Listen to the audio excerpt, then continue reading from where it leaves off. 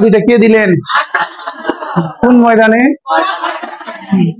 এবার আপনার লেকচার ছিল দেখেন 7ই মার্চ নিশ্চয়ই থাকবে। কোন ময়দানে বক্তব্য? রেসকোর্স ময়দানে। রেসকোর্স ময়দানের বর্তমান নামটা কি? ভালো কথা। এটাকে আমরা কি বলতাম? ঐতিহাসিক ভাষণ। তাই 7ই মার্চ হচ্ছে বর্তমানে জাতীয় ঐতিহাসিক দিবস। তাহলে বাংলাদেশে জাতীয় ঐতিহাসিক দিবস কবে পালিত হবে? এই ময়দানে যে তিনি বক্তব্যটি দিয়েছেন, বক্তব্যের পরিধি কত মিনিট? 19 মিনিট। 19 যদি না থাকে তখন 18। তাহলে ঠিক করেন, আগে 19 লিখবেন, পরে 19 না থাকলে উত্তর করবেন 18, নাইলে নাম্বারটা আর পাইবেন না। ভাষণের পরিধি ছিল 18 মিনিট 33 সেকেন্ড। এটা কি আপনি শুধু 18 মিনিট বলতে পারেন? 18.5-এরও বেশি, তাই প্রায় 19। যদি অপশনে 19 না থাকে তাইলে কি 18? তাহলে আগে 18 বলবেন না, আগে কত বলবেন? 19 বলবেন। 19 মিনিট ধরে তার এই ভাষণের মূল বক্তব্য ছিল 4টা। কয়টা? তাহলে 7ই মার্চে বঙ্গবন্ধু মোট কয়টি দাবি উত্থাপন করেছিলেন? কি কি একবার শুনে ফেলেন, বাড়ি যেয়ে পড়বেন। সামরিক আইন প্রত্যাহার, সৈন্যদের ব্যারাকে ফিরিয়ে নেয়া, গণহত্যার তদন্ত, নির্বাচিতদের হাতে ক্ষমতা হস্তান্তর। কয়টা হইলো? এই 4টা বাড়ি যা মুখস্থ করবেন। কেন? মাঝে মধ্যেই পরীক্ষায় কি বলবে? বঙ্গবন্ধু 7ই মার্চের ভাষণে কোন দাবিটি উত্থাপন করেননি? তাহলে 4টার বাইরে যে লাইনটা ব্যবহার হবে। এখন মাঝে মধ্যে আপনারাকে আমরা এটা মাইকে শোনানোর ব্যবস্থাও করেছিলাম, কিন্তু না শুনে চলে গেছেন বহুবার। বিভিন্ন প্রোগ্রামে, বিভিন্ন অনুষ্ঠানে, রাস্তাঘাটে এই ভাষণ প্রায় বাজত, কিন্তু আপনি বিরক্ত হয়েছেন যে অযথা কি বাজছে। তখনও যদি শুনতেন তাও এই পড়াটা আর মুখস্থ করা লাগতো না। ভাষণের শেষ লাইন, এবারের সংগ্রাম। আবার অনেক বইয়ে দেখবেন যে ভাষণের শেষ কথা জয় বাংলা, কিন্তু ভাষণের শেষ কথা ছিল জয় পাকিস্তান, যেটা প্রচারের আগে স্কিপ করা হয়েছে। বুঝতে পেরেছেন? কত ইতিহাস জানবার পারবেন এখন। জয় বাংলার পরে কি? জয় পাকিস্তান। কিন্তু এটা কি বলবেন আপনি এখন? না, এজন্য বলবেন এবারের সংগ্রাম। আপনি যেটা জানেন ওটাই বলবেন। এখন আগেই পড়েছেন বঙ্গবন্ধুর এই 7ই মার্চের ভাষণকে আপনি কোন দেশের মানুষের সাথে তুলনা করেছেন? আমেরিকার। কততম প্রেসিডেন্ট? 16তম। কেন ইংরেজি ফার্স্ট পার্ট পরীক্ষাটা দিলেন না? তো ওইখানেই পড়া যে ছিল, সিলেবাসেও ছিল, ফাঁকিবাজ। তাহলে বঙ্গবন্ধুর 7ই মার্চের ভাষণকে তুলনা করা হয়েছে আমেরিকার প্রেসিডেন্ট আব্রাহাম লিঙ্কনের গেটিসবার্গের ভাষণের সাথে। কয় মিনিট? 2 মিনিট। গেটিসবার্গের ভাষণ কয় মিনিট? ওখানেই তিনি গণতন্ত্রের উৎকৃষ্ট সংজ্ঞাটি প্রদান করেছিলেন। Democracy is a government of the people, by the people, for the people. গেল সেটি। এবার 7ই মার্চের ভাষণটাকেই বলা হয়েছে স্বাধীনতার মূল দলিল। 7ই মার্চের ভাষণটিকেই বলেছেন স্বাধীনতার মূল দলিল। কথাটা বলেছেন নেলসন ম্যান্ডেলা। নাম শুনছি? এটা গত বছর মেডিকেলের ভর্তি পরীক্ষায় প্রশ্নটা ছিল যে কে 7ই মার্চের ভাষণকে স্বাধীনতার মূল দলিল বলে আখ্যায়িত করেছেন? Nelson Mandela. আর এই ভাষণটাকে ইউনেস্কো ওয়ার্ল্ড ডকুমেন্টারি হেরিটেজ, নাম কি? ওয়ার্ল্ড ডকুমেন্টারি হেরিটেজ, বাংলায় বললে বিশ্ব প্রামাণ্য দলিল, এর অন্তর্ভুক্ত করেছেন 30 অক্টোবর 2017। কবে? 30 অক্টোবর 2017। আরেকবার বলছি, এই 2 লাইন আপনি ভালো করে খেয়াল করেন। বঙ্গবন্ধুর 7ই মার্চের ভাষণটি ছিল স্বাধীনতার মূল দলিল, বলেছেন নেলসন ম্যান্ডেলা। স্বাধীনতার 7ই মার্চের দেয়া এই ভাষণটাকেই ইউনেস্কো আবার বলেছে বিশ্ব প্রামাণ্য দলিল। কবে বলেছে এটা? 30 অক্টোবর 2017। 7ই মার্চের ভাষণ নিয়ে আর কোনো কথা আবার না জানলেও হবে। 7ই মার্চের পরে আপনার কাঙ্ক্ষিত রাতের আগমন ঘটবে 25শে মার্চ। দিনটা কি বার ছিল? বৃহস্পতিবার। আপনি এটির নাম দিয়েছেন কালো রাত্রি দিবস, যদিও রাত কালোই হয়। তারপরে কি বলেছেন? গণহত্যা দিবস। কিন্তু পাকিস্তান সেনাবাহিনী এটির সাংকেতিক নাম কি দিয়েছে? Operation searchlight. তাহলে অপারেশন সার্চলাইট কবে পরিচালিত হইল? 25শে মার্চ রাত 12টা পার হয়ে গেলে এটাকে আমরা কি বলতে পারবো? 26শে মার্চ প্রথম প্রহরে বঙ্গবন্ধু কিসের মাধ্যমে? ওয়্যারলেসের মাধ্যমে। এটা গতবারের আগের বার আপনার পরীক্ষায় ছিল যে বঙ্গবন্ধু স্বাধীনতার ঘোষণা দিয়েছেন কিসের মাধ্যমে? ওয়্যারলেসের মাধ্যমে। কোন ভাষায়? ইংরেজিতে। তাহলে আবার দেখেন 26শে মার্চ প্রথম প্রহরে বঙ্গবন্ধু ওয়্যারলেসের মাধ্যমে ইংরেজিতে স্বাধীনতার ঘোষণা প্রদান করেন। যদিও মিথ্যা কথা, তাও এটা পড়তে হবে। তার এই বক্তব্য কেউ শুনেনি। আজকে সকাল পর্যন্ত আমরা এরকম কোনো লোক খুঁজে পাইনি 71 থেকে 2024 তার এই বক্তব্য কেউ শুনেছে। এর বক্তব্য যে কেউ শুনেনি, পরের লাইনে আমরা এটা প্রমাণ করে ফেলবো। ডকুমেন্ট ছাড়া আমরা কোনো কথা বলবো না। তাই আপনি দেখতে থাকেন, মন খারাপ করার আগে দেখবেন ব্যাপারটা। 26শে মার্চ প্রথম প্রহর কিসের মাধ্যমে ভাষণ? আপনার কাছে কি ওয়্যারলেস আছে? তাহলে ওর ভাষণ আপনি কি করে শুনবেন? পুলিশের কাছে তো ওয়্যারলেস আছে, পুলিশ তো সারাদিন চিল্লাপাল্লা করছে, এই যে রাস্তায় দাঁড়িয়ে, আপনি শুনতে পাচ্ছেন? তাহলে ওয়্যারলেসে বক্তব্য দিলে অপর প্রান্তে যার কাছে আছে সেই কেবল শুনতে পাবে। তাহলে আপনি কি করে শুনলেন? নাম্বার 1। নাম্বার 2, মোবাইলে যে আপনি কথা বলেন আমরা কি শুনতে পাই? আমরা শুনতে পাইলে কি এত কথা আপনি বলতেন? না। তাহলে অপর প্রান্তে যার কাছে মোবাইল থাকবে সেই কেবল শুনতে পাবে। বঙ্গবন্ধু নিজের জীবদ্দশায় কখনো বলে যায়নি যে ভাষণ সে সাধারণ মানুষের উদ্দেশ্যে দিয়েছে। এটা বলেছে কে? তার মেয়ে পণ্ডিত। বঙ্গবন্ধুর উদ্দেশ্য ছিল 25শে মার্চে মানুষের উপর হামলা হয়েছে সশস্ত্র আক্রমণ। তো সাধারণ মানুষের কাছে কি কোনো অস্ত্র আছে? তাহলে এই সশস্ত্র আক্রমণ প্রতিরোধ করার ক্ষমতা তো সাধারণ মানুষের নাই, তাকে এই কথা বলে তো লাভও নাই। তাই বঙ্গবন্ধু বলেছেন ওয়্যারলেসের মাধ্যমে তিনি মেসেজটা দিতে চেয়েছেন ইস্ট বেঙ্গল রেজিমেন্টের কাছে। কার কাছে? সেনাবাহিনীর পূর্ব নাম কি ছিল? East Bengal regiment. কারণ ইস্ট বেঙ্গল রেজিমেন্টেরও কেউ ব্যাপারটা শুনেছে কিনা তারা বলতে পারেনি। বলতে তো পারেনি, তার পরের লাইন দেখি। 26শে মার্চ দুপুরে চট্টগ্রামের আওয়ামী লীগ নেতা আব্দুল হান্নান আবার এই বক্তব্যটা দেয়। এখন আপনি বলেন, সকালবেলা একবার চিল্লাপাল্লা করলেন, এটা যদি মানুষ শুনতে পাইতো, তাহলে দুপুরে কি আবার আপনাকে চিল্লাইতে হইতো? বুঝতে পেরেছেন কিনা? কিন্তু এতদিন কি এই কথা বলবার পেরেছেন না? কিন্তু আমি প্রতিদিনই বলেছি। পরে দেখেন, এরটা কেউ শুনতে পায়নি আর এর কথাই কেউ কর্ণপাত করেনি, তাই পরের দিন চলে যেতে হবে। 27 মার্চ সন্ধ্যা 7টা, কালুরঘাট বেতার কেন্দ্র। এটা আবার গতবার পরীক্ষায় ছিল। স্বাধীন বাংলাদেশের প্রথম বেতার কেন্দ্র কোনটি? কালুরঘাট বেতার কেন্দ্র, চট্টগ্রাম। এখান থেকে কে? মেজর জিয়া। তবে ইচ্ছা করে যে তাকে দেওয়া হয়েছে ব্যাপারটা এরকম নয়। এই 2 দিনের ঘটনা যেহেতু মানুষ গুরুত্ব দেয়নি, শুনতে পায়নি, তাই আওয়ামী লীগই বসে সিদ্ধান্ত নিল বিষয়টি যেহেতু যুদ্ধের, তাই ঘোষণাটা সেনাবাহিনীর ঊর্ধ্বতন কাউকে দিয়ে দেওয়ালে মানুষের মনে একটা ইফেক্ট তৈরি হলেও হতে পারে। সেখান থেকে খোঁজ করা হলো চট্টগ্রামে ঊর্ধ্বতন সেনাবাহিনীর কেউ আছে কিনা, থাকলে এই ভাষণটা সে দিতে রাজি আছে কিনা। কারণ সে তো চাকরি করে পাকিস্তানের। এই কথা বলা তার মানে তো আপনার পাকিস্তানের বিরুদ্ধে বিদ্রোহ করা। তাহলে থাকলে তো হবে না, তাকে রাজি হতে হইতে হবে ভাষণ দিতে। সেখানে খোঁজ করে মেজর র্যাঙ্কিং এর একটা লোককে খুঁজে পাওয়া যায়। তাও একদিন পার হয়ে গেছে খুঁজতে। কয় তারিখ? 27শে মার্চ। তাকে বলা হলে কিছুক্ষণ চুপচুপ থাকার পরে তিনি বললেন ঠিক আছে ভাষণটা দিবেন। তবে তিনি ভাষণটা দিয়েছেন বঙ্গবন্ধুর পক্ষে। কারণ তাকে কে চিনতো তখন? এই লোককে কি কেউ মানুষ চিনতো না? চিনতো কাকে? বঙ্গবন্ধুকে। তাই ভাষণটা তিনি কার পক্ষে দিয়েছেন? বঙ্গবন্ধু। এটাই হলো অরিজিনাল ইতিহাস। তাহলে এই কথাটা বললে কি বঙ্গবন্ধুরও মূল্যায়ন হয়, এই লোকটারও মূল্যায়ন হয়। এই প্রবলেম তো সাধারণ মানুষের নয়, প্রবলেম 2 আপার। বক্তব্য কি বলেছেন? On behalf of Bangabandhu I major Zia declared independence of Bangladesh. বঙ্গবন্ধুর পক্ষে আমি মেজর জিয়া বাংলাদেশের স্বাধীনতার ঘোষণাটি প্রদান করছি। তাহলে কাউ কি বাদ গেল? বঙ্গবন্ধুর জায়গা থাকলে এই লোকটার জায়গা থাকলে এরাও কি জীবদ্দশায় নিজে কখনো কারো বিরোধিতা করেছে? না তো। কিন্তু প্রবলেমটা কোথা থেকে? এই যে পরের জেনারেশন থেকে। এখন এই যে 3 দফা ভাষণটা দিলেন, এরপর এই ভাষণের গ্রহণযোগ্যতা আন্তর্জাতিক অঙ্গনে পাইল না 3 দফা ঘোষণা দেওয়ার পরেও। কারণ আন্তর্জাতিক আইন আবার আলাদা। কি আইন? ব্যক্তি স্বাধীনতার ঘোষণা দিতে পারবে না, স্বাধীনতার ঘোষণা দিতে হবে সরকারকে। এই জন্য আপনি এখন মেহেরপুরের মুজিবনগরের আমবাগানে চলে যান, সরকার গঠন করবেন বলে। আমবাগানে মানুষ সরকার গঠন করে কি না? তাহলে আপনি কনসেপ্টটা ক্লিয়ার রাখেন। সরকার গঠনের মূল উদ্দেশ্যটাই ছিল স্বাধীনতার ঘোষণাটা পাঠ করা।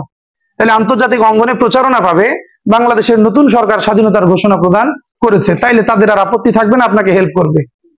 সরকারের কোনো ক্ষমতা, অর্থ, সম্পদ কিছুই ছিল না, জাস্ট এই কন্ডিশনটা পূরণ করার জন্য সরকার গঠন। তাহলে চলে যান মেহেরপুর। তাহলে কোন জেলায় সরকার গঠন হয়েছে? জায়গাটার নাম ছিল বৈদ্যনাথ তলা। ওইটারই নাম পরিবর্তন করে কি রেখেছেন? মুজিবনগর। তাহলে মুজিবনগরের পূর্ব নাম কি ছিল? ওটাই যদি ঘুরিয়ে বলে বৈদ্যনাথ তলার বর্তমান নাম কি? একই কথা। এবার দেখেন সরকার গঠন 10 এপ্রিল 1971, কিন্তু সরকার শপথ গ্রহণ করেছে কবে? এখানে আবার ভুলটা করেন না, গঠন বললে উত্তর আলাদা, শপথ গ্রহণ বললে উত্তর আলাদা। শপথ বাক্য পাঠ করিয়েছেন অধ্যাপক এম ইউসুফ আলী। শপথ বাক্য পাঠ করিয়েছেন অধ্যাপক এম ইউসুফ আলী, কিন্তু শপথ গ্রহণ অনুষ্ঠানটি পরিচালনা করেছেন আব্দুল মান্নান। শপথ গ্রহণ অনুষ্ঠানটি পরিচালনা করেছেন, আছে কি এগুলা? না থাকলে লিখেন, আন্ডারলাইন করেন। ব্যাপারটা বুঝেছেন কিনা? যে কোনো একটা প্রোগ্রাম হলে একজন উপস্থাপক থাকে না, সঞ্চালক বা উপস্থাপক, ওটা কি আব্দুল মান্নান সাহেব, কিন্তু প্রধান অতিথি কে ছিলেন এম ইউসুফ আলী, যিনি কি করেছেন? শপথ বাক্য পাঠ করিয়েছেন। তাহলে শপথ বাক্য পাঠ করানোর কথা বললে উত্তর একটা, শপথ গ্রহণ অনুষ্ঠান পরিচালনার কথা বললে উত্তর আরেকটা।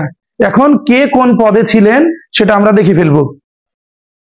তার আগে আপনি দেখেন কোথাও লেখা আছে কিনা এই সরকারের সচিবালয় কোথায় ছিল। সচিবালয় যেখান থেকে সরকার পরিচালনা হবে, কলকাতার 8 নং থিয়েটার রোড। কলকাতা কি বাংলাদেশে? কোথায়? তাহলে বিদেশে যারা বসে থাকে তাদের কি বলেন? প্রবাসী। তাই সরকারকে কি বলা হয়? প্রবাসী সরকার। পড়েছেন না? তাহলে মুজিবনগর সরকার, অস্থায়ী সরকার, প্রবাসী সরকার, একই লোক 3 নামে ডাকা হবে। সরকার গঠন বললেন 10 এপ্রিল 1971, কিন্তু শপথ গ্রহণ বললেন 17 এপ্রিল 1971। ওকে, এখন তাহলে আপনি ফরম্যাট দেখে ফেলেন। রাষ্ট্রপতি কে ছিলেন? দেখে বলেন। নাই ফরম্যাট নাই, তো দেখেন, ডাক দেন। তাহলে রাষ্ট্রপতি কে? তাহলে এটাই যদি বলে বাংলাদেশের প্রথম রাষ্ট্রপতি কে? এই লাইন এবার পরীক্ষায় ছিল এভাবেই। জি দেখেন, প্রধানমন্ত্রী তাজউদ্দিন আহমেদ। এখন শেখ মুজিব কি বাংলাদেশে ছিল? যুদ্ধ করেওনি, দেখেওনি, জানেও না। 26শে মার্চ রাতে একটাই গ্রেপ্তার হয়ে যাবে, 1:30 মিনিটে। এই যে পাকিস্তানে গেল, পাকিস্তান থেকে আসবে 10 জানুয়ারি 1972। আপনি স্বাধীনতা লাভ করেছেন 16 ডিসেম্বর। ওইটাও জানতে পারেনি, জানতে পেরেছে আপনার 16 দিন পর, 1 মাস পরে জানতে পেরেছে যে দেশ স্বাধীন হয়েছে। বুঝতে পেরেছেন ব্যাপারটা? যে বাড়ি এসে আবার উপাধি দিবে, কারা কারা বললেন, উপাধিটাও কি জেনে দিয়েছে? দেখেন পরে কত ভুল জীবনে শেষ নাই। তাহলে উপরাষ্ট্রপতি কে? কারণ যেহেতু বঙ্গবন্ধু রাষ্ট্রপতি ছিলেন কিন্তু কোন দায়িত্ব পালন করতে পারেননি, তাই তার পরিবর্তে দায়িত্ব পালনটা কে করেছেন? শহীদ নজরুল। এখন কি উপরাষ্ট্রপতির কোন পদ আছে? না, কারণ উপরাষ্ট্রপতির পদ কোনোদিনই ছিল না, তখন সিচুয়েশন ডিমান্ড ছিল, যার কারণে আমরা এই পদটা তৈরি করেছিলাম। তাহলে প্রধানমন্ত্রী কাকে পেলেন? তাজউদ্দিন। তাহলে বাংলাদেশের প্রথম প্রধানমন্ত্রীটার নাম কি? এরা কি কেউ নির্বাচিত লোক ছিল? তাহলে আপনাকে যদি কেউ প্রশ্ন করে বাংলাদেশের প্রথম নির্বাচিত প্রধানমন্ত্রীটা কে, তাহলে কি আর এই উত্তর হবে? তখন আপনি শেখ মুজিবের কথা বলবেন। বাংলাদেশের ইতিহাসে প্রথম নির্বাচন হয়েছে 7ই মার্চ 1973, আর এই নির্বাচনে প্রথম প্রধানমন্ত্রী কে হয়েছেন? বঙ্গবন্ধু। তাহলে শুধু প্রধানমন্ত্রী বললে তাজউদ্দিন, নির্বাচিত প্রধানমন্ত্রী বললে পরে চলে যান অর্থমন্ত্রী ক্যাপ্টেন এম মনসুর আলী। আচ্ছা, আমরা জানি যিনি অর্থমন্ত্রী তিনি বাজেট ঘোষণা করেন। ক্যাপ্টেন এম মনসুর আলী অর্থমন্ত্রী হয়েও বাজেট ঘোষণাটি করার সুযোগ পেয়েছেন? সরকারের কি কোনো টাকা ছিল? টাকাও ছিল না, ক্ষমতাও ছিল না। কেন গঠন করেছে? ওই যে বিদেশি কন্ডিশন পূরণ করার জন্য। তাহলে অর্থমন্ত্রী হয়েও বাজেট ঘোষণা করার সুযোগ পাননি লোকটাকে। তাহলে কি একটা প্রশ্ন থেকে যায় না, বাজেটটা প্রথম কে ঘোষণা করলো? এবার আপনি কনসেপ্টটা ক্লিয়ার করে ফেলেন আর ভালো করে শুনেন। এখানে তাজউদ্দিন প্রধানমন্ত্রী হলেও স্বাধীনতার পরে তাজউদ্দিন কি ছিল? অর্থমন্ত্রী। তাহলে স্বাধীন বাংলাদেশের প্রথম অর্থমন্ত্রী কে? তাহলে বাজেটটা প্রথম কে ঘোষণা করবে? তাহলে এবার ক্লিয়ার হলেন নাকি? আরেকবার দেখেন আপনি। বাংলাদেশের প্রথম রাষ্ট্রপতি শেখ মুজিব, অস্থায়ী রাষ্ট্রপতি বা উপরাষ্ট্রপতি নজরুল, প্রধানমন্ত্রী কিন্তু নির্বাচিত প্রধানমন্ত্রী বললে বাংলাদেশের প্রথম অর্থমন্ত্রীর নাম? বাংলাদেশের প্রথম অর্থমন্ত্রী, হ্যাঁ, অর্থমন্ত্রী হয়েও বাজেট ঘোষণা করতে পারেননি কে? কিন্তু স্বাধীন বাংলাদেশের প্রথম অর্থমন্ত্রী কে ছিলেন? তাহলে বাংলাদেশের বাজেটটা প্রথম কে ঘোষণা করেছেন? ব্যাপারটা বুঝতে পেরেছেন কিনা? ভুল করার জায়গা এটাই, না বুঝে ভুলটা হবে। আপনার তো হয় ওই বিশেষ পরীক্ষা যারা যায় তার ওই একই ভুল হয়। পরে দেখেন আপনি স্বরাষ্ট্র, ত্রাণ ও পুনর্বাসন, এই যে লিটন চাচার কি কোনো সংবাদ আছে আপনার কাছে? ভারতে আর তার সহযোগী ডাব্লিউ সরকার জেলখানায়, কালকে নওগাঁ থেকে কাম ধরে নিয়ে আসা হয়েছে। বুঝতে পেরেছেন? আওয়ামী লীগকে আগামী 20 বছর আর দেখতে পাবেন না। আওয়ামী লীগটা করবে কি? লোক তো থাকতে হবে, লোক থাকতে হবে না আওয়ামী লীগ করার জন্য। তাহলে লোকটা কই? যাকে দেখা যাবে তাকেই তো ওই যে জেলখানার পরিধি বাড়ানো হবে এখন। বহুদিন মানুষকে জেলে আয়না ঘরে রেখেছেন আর নিজে থেকে প্র্যাকটিসটা করেন। আগের দিনে বলেছি ডাব্লিউ সরকার টিকিট তুলতো এই যে রেলগেটে বাসের টিকিট তুলে না কন্ট্রাক্টর, বাসের কন্ট্রাক্টর থেকে আজকে 4000 বিঘা জমির মালিক। কি করে বুঝেননি ব্যাপারটা? এটাই রাজনীতির ফলাফল। বাকি জীবন ইনকাম করেছে না, বাকি জীবন জেল খাটবেন। পরে দেখেন যে ইনকাম করে যেটা ভোগ করতে পারবেন না, এটার কি দরকার আপনার? কোন লাভ হলো কি না? দিন শেষে যে ছেলেরা বোকা, এটা খাতা কলমে যে কতবার প্রমাণ করা যাবে? সম্পদটা কে ভোগ করবে? তার বউ ছেলে মেয়ে, তারা তো জেল খাটবে না। তো কি লাভ হয়েছে তাহলে? পরে দেখেন এই জন্য আল্লাহ আগেই বলেছে ওয়ালা তাজিরু ওয়াজিরাতু বিজরা উখরা, কারো বোঝা কেউ বহন করবে না। নিজে যা করেছো তা নিজেই বহন করো। যে টাকা ইনকাম করেছো জেলটা নিজেই খাটো, তোমার ইনকাম করা টাকা অন্য কেউ খাবে। এর থেকে বোকা প্রাণীকে আল্লাহ দুনিয়াতে কোথাও পাঠিয়েছে না? দেখেন পরে আইন ও পররাষ্ট্রমন্ত্রী খন্দকার মোস্তাক, বঙ্গবন্ধুর বিশ্বস্ত বন্ধু, কিন্তু সেই বঙ্গবন্ধুকে হত্যাটা করেছে। নামটা জেনে রাখেন, বঙ্গবন্ধু হত্যার প্রধান আসামি এটাই। বাইরের মানুষ কি আপনার ক্ষতি করবে? বাইরের মানুষ কি আপনার সম্পর্কে জানে? তাহলে যে জানে সেই ক্ষতি করবে। তাহলে কথাটা হিসাব করেই বলেন যার সাথে বলছেন। পরে দেখেন সেনা প্রধান কে ছিলেন? এমএজি ওসমানী। এতক্ষণ লাগছে মুখস্থ করতে, মানে রিডিং পড়তে এতক্ষণ লাগলো নামটা? ও তো ক্লাস 3 থেকে প্রত্যেক ইয়ারের বইয়ে ছিল এই নাম। পরের লাইন দেখেন, চিফ অফ স্টাফ। এরপরে দেখবেন গ্রুপ ক্যাপ্টেন বা বিমান বাহিনীর প্রথম প্রধান বা মুক্তিযুদ্ধের উপ অধিনায়ক, একই লোক। একে পুরো নাম হলো আব্দুল করিম খন্দকার, সংক্ষেপে কি একে খন্দকার।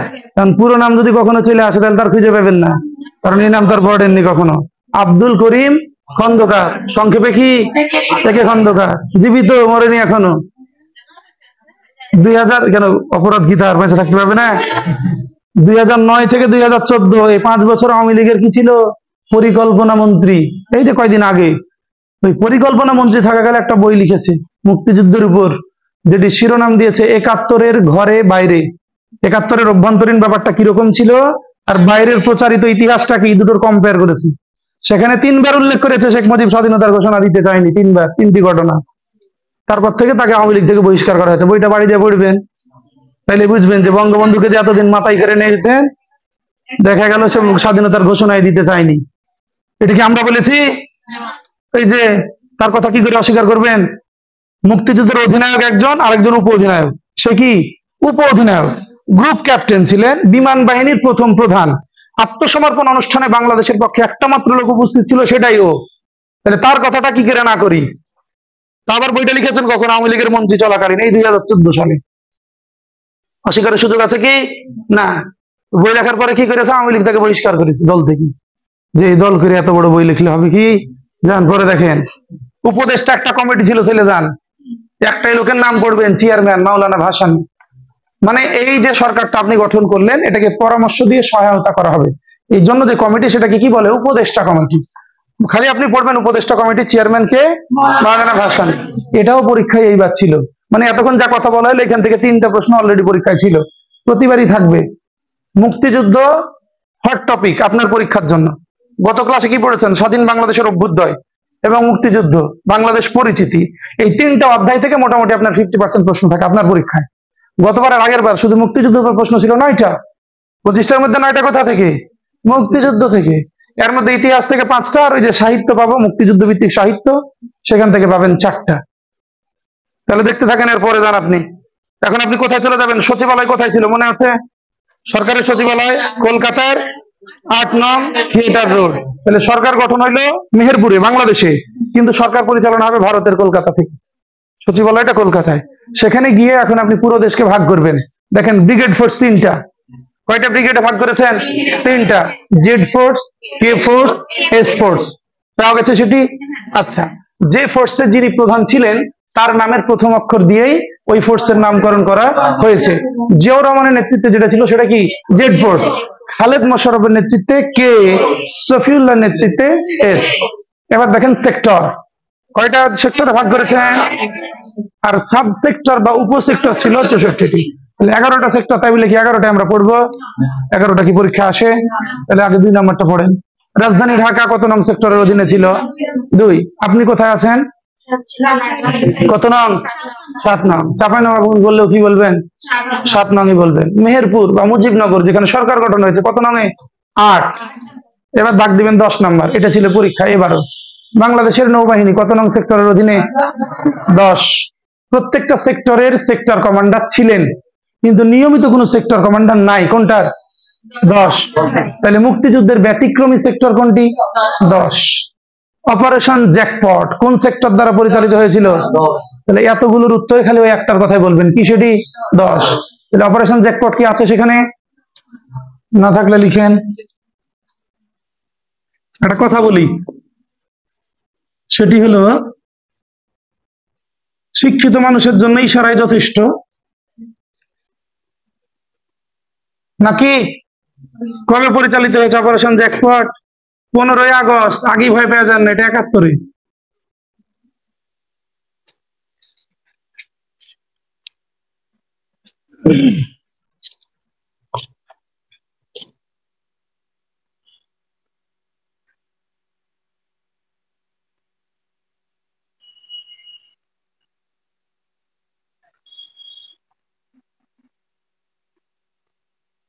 লিখেছেন?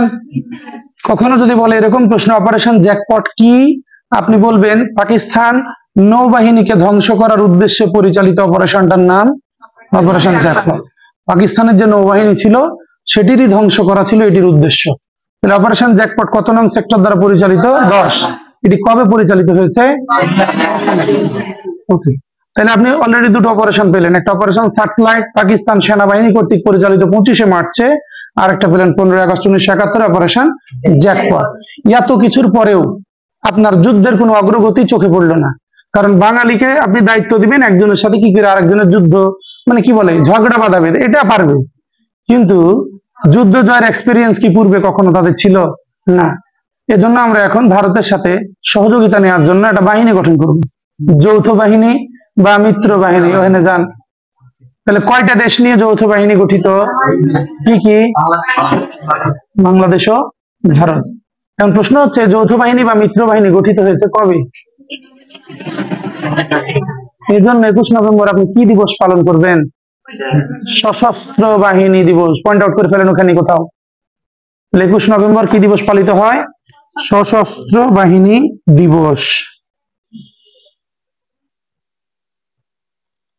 সশস্ত্র বানানটা বলে দিতে হবে না, নিজে লিখতে পারবেন? ছয়ের নিচে একটা বফলা দিবেন, তারপরে তালবস্য দিবেন। প্রথমে যে কি দিবেন? দন্তাস্য, পরে তালব্যস্য। আমাদের সময় সিস্টেম ছিল 3টা বানান ভুল হইলে 1টা মার্ক কাটা। ওই সিস্টেম যদি এখন কার্যকর হয়, বাড়ি থেকে নিয়ে যা নাম্বার দেওয়া লাগবে বানান ভুলের জন্য। এখন না, ওই যে ইন্টারমিডিয়েট যেটা পরীক্ষা দিয়েছেন, পাস করলে না এমসিকিউ দেখাবেন। দেখেন, তাহলে সশস্ত্র বাহিনী গঠন করে ফেলেছেন কার সাথে? ভারতের সাথে। তার মানে কি এখন যুদ্ধটা আপনি যৌথভাবে করবেন। কিন্তু এত কিছুর পরেও আমরা আপনাকে কোথাও খুঁজে পাইনি। এর জন্য ভারত আর ধৈর্যের বাঁধ ভেঙে ফেলবে, নিজেই যুদ্ধে অংশগ্রহণ করবে 3 ডিসেম্বর 1971 দিয়ে, আর আপনার মুক্তিযুদ্ধটা বিলীন হয়ে যাবে। মুক্তিযুদ্ধের প্রচারণা পাবে না পৃথিবীতে। তাহলে ভারত সরাসরি বাংলাদেশের মুক্তিযুদ্ধে অংশ নিল কবে? 3 ডিসেম্বর 1971।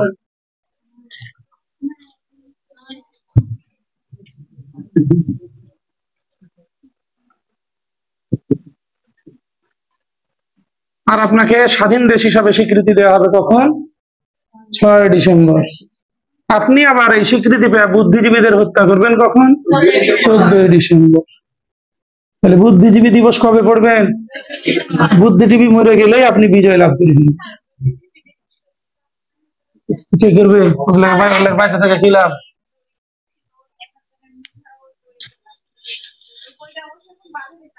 আচ্ছা, হ্যাঁ, আপনার কি মনে হয় ভারত আপনাকে নিঃস্বার্থভাবে হেল্প করেছিল? ছোট্ট করে বলি, 1965 সালে ভারত এবং পাকিস্তান যুদ্ধ হয়। ওই যুদ্ধে ভারত পরাজিত হয় পাকিস্তানের কাছে। ওইটারই প্রতিশোধ গ্রহণ করে 71-এ। আপনার যে বন্ধু, তখনও বন্ধু ছিল, এখনই তো বন্ধু থাকার কথা। বন্ধুত্বের কোনো লক্ষণ কি আপনার চোখে পড়েছে? এই যে আপনি জীবিত থাকাকালে যখন থেকে বুঝেছেন যে ভারত আপনার বন্ধু, কোনো ঘটনা দিয়ে কি এটি প্রমাণ করা যাবে? আর আরেকটা কথা হলো, এই যে বুদ্ধিজীবী, এদের নিয়ে প্রশ্ন আছে এরা স্বাধীনতার পক্ষে ছিল কিনা, এটা নিয়ে প্রশ্ন। কারণ বুদ্ধিজীবী কারা? এগুলো সবগুলো ঢাকা ইউনিভার্সিটির শিক্ষক। আপনি বলেন তো তাদের কখন মেরেছে? 14 ডিসেম্বর। তার মানে 14 ডিসেম্বর পর্যন্ত তারা কোথায় ছিল? ঢাকায়।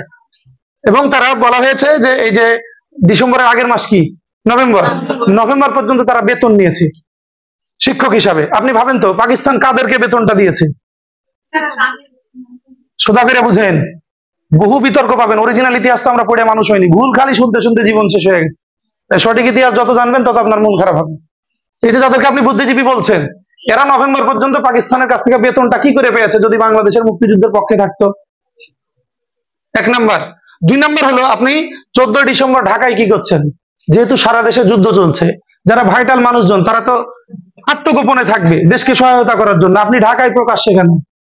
তারা বিশ্বাসই করতে পারেনি এত দ্রুত বাংলাদেশ বিজয় লাভ করতে পারে। তাই মরাটা যৌক্তিক ছিল। এখন যেহেতু মরেছে, সুযোগ একটা পেয়েছেন, কি করবেন?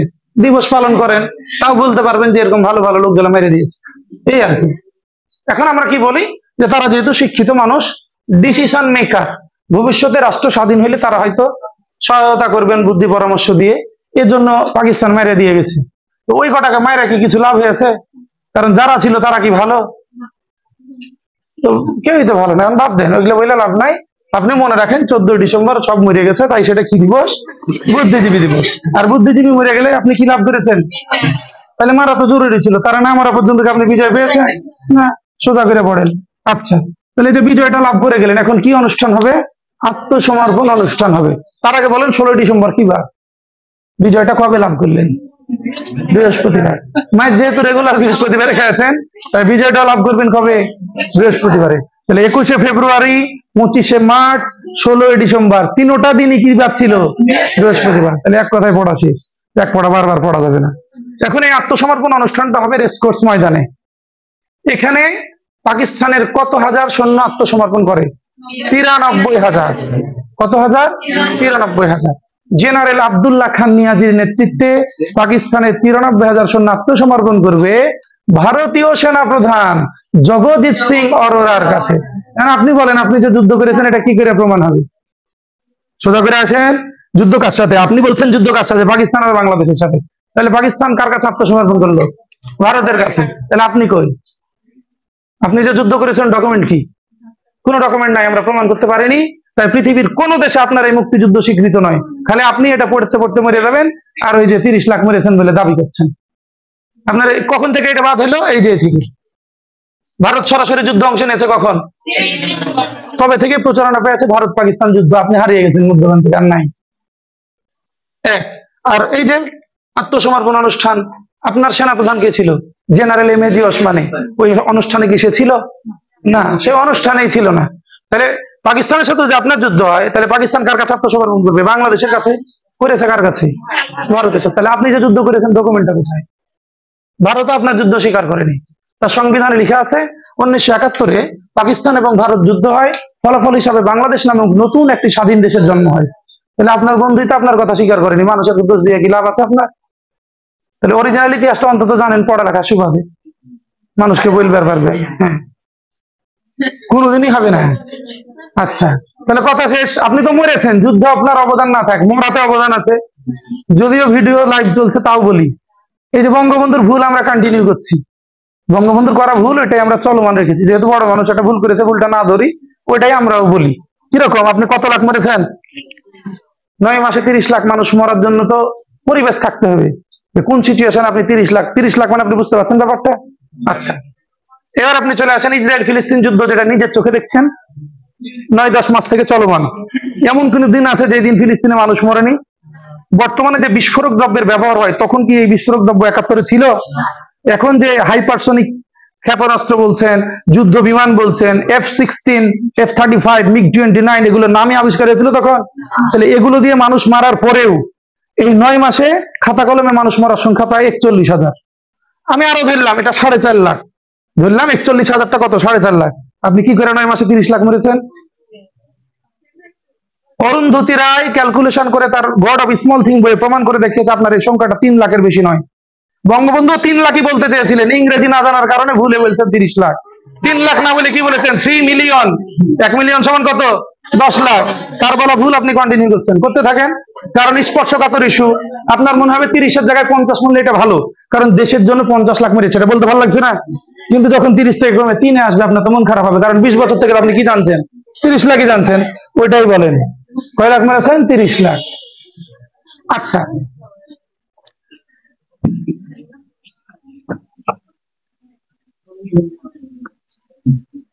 দেখেন পরে দেখেন। এবার হচ্ছে এই যে বঙ্গবন্ধু বাড়ি আসবে, এত মানুষ যেহেতু মরেছেন 1973-এ, সে 4 ক্যাটাগরিতে আপনাকে উপাধি দিবে। উপাধিটাও কে দিবে? বঙ্গবন্ধু নিজেই। এই উপাধি একটা হলো কি, বীর শ্রেষ্ঠ। এটা আবার আমরা একটু কম্পেয়ার করে পড়বো, বঙ্গবন্ধু দেওয়ার পরিস্থিতি কি আর আপা কি করে গেছে, বর্তমান অবস্থাটা কি। বীর শ্রেষ্ঠ বঙ্গবন্ধুর আমলেও 7 জন ছিল, বর্তমানেও 7 জন। কারণ মরার আগে তো কেউ বীর শ্রেষ্ঠ পায়নি, তাই মরে গেছে, তাকে নেতার কথা নাই, তাই কেউ বাদ জাদু দেয়নি। পরে কি পাবেন? বীর উত্তম। বঙ্গবন্ধু দেয়া কত? 68। আপা বলেছে একজন বাদ গেছে, তাই কতজন? 67। তারপরে কি পাবেন? বীর বিক্রম। বঙ্গবন্ধু দেওয়া লোক কয়টা? 175। বর্তমানে কত? 74। লাস্ট উপাধিটা কি হইল? প্রতীক। 426। কত? 424। বঙ্গবন্ধু দেওয়া লোক ছিল 676, বর্তমানে হবে 672। তাহলে মোট কয়জন বাদ গেছে? 4 জন। 2010 সালে তাদের খিতাবটা বাতিল হয়েছে, বঙ্গবন্ধু হত্যার সাথে জড়িত থাকার অভিযোগে আপা তাদের খিতাবটা বাতিল করেছেন, তাই এই পরিবর্তনটা এসেছে। এখন আমরা প্রশ্ন কি করে আসবে, আমরা কি করে উত্তর করব সঠিক, সেটা আপনি শোনেন, তাইলেই হবে।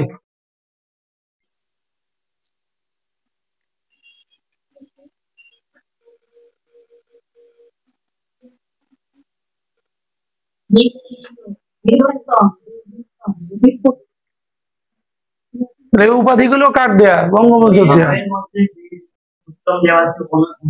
বাদ দিয়ে দেন, খাতা ভাই বোর্ড ফলো করেন।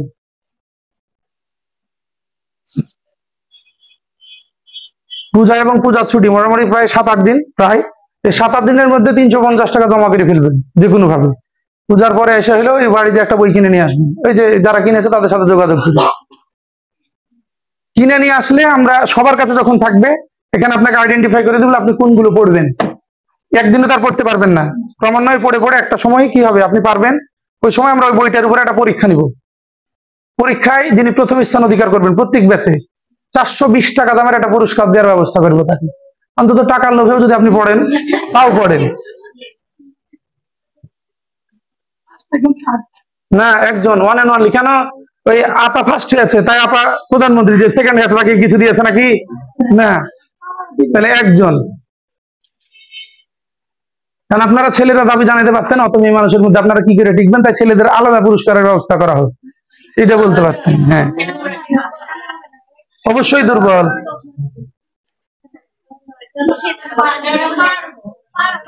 বিশেষ জনগোষ্ঠীর লোক তারা, এখন এর জন্য তাদের জন্য কোটা থাকবে আলাদা, ছেলে কোটা। তো মেয়েদের যে এতদিন ছিল কোটা দিয়ে, দেখেছেন এত মেয়ে মানুষের মধ্যে কয়টা ছেলে বসা, তো মিনিমাম সহানুভূতিটা নাই, কি করে টিকবে এরা বলেন? দেখেন, এবার প্রশ্ন খেয়াল করেন যে আপনি কি করবেন প্রশ্নে।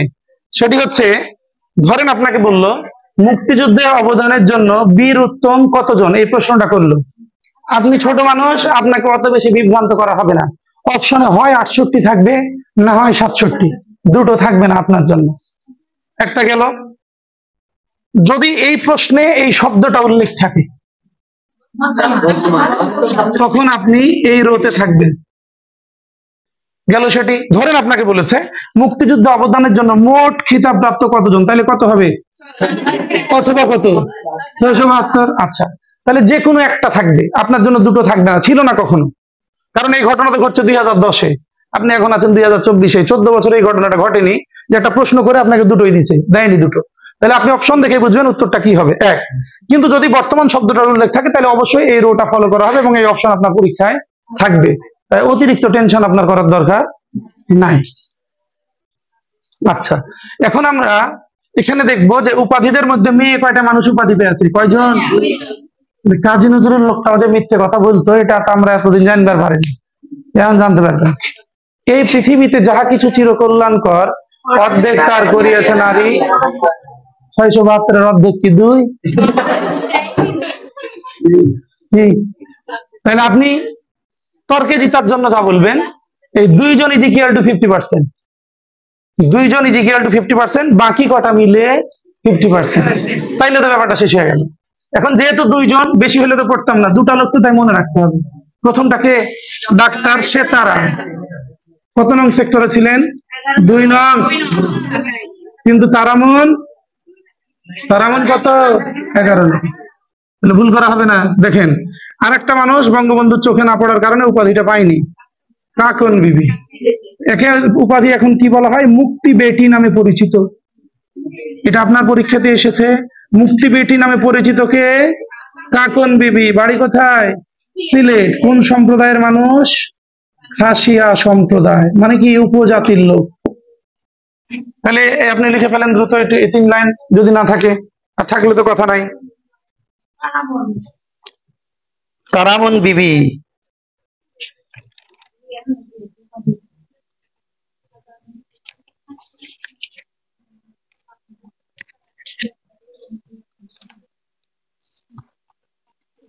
তাহলে মুক্তিযুদ্ধে অবদানের জন্য সর্বোচ্চ খেতাব কোনটা?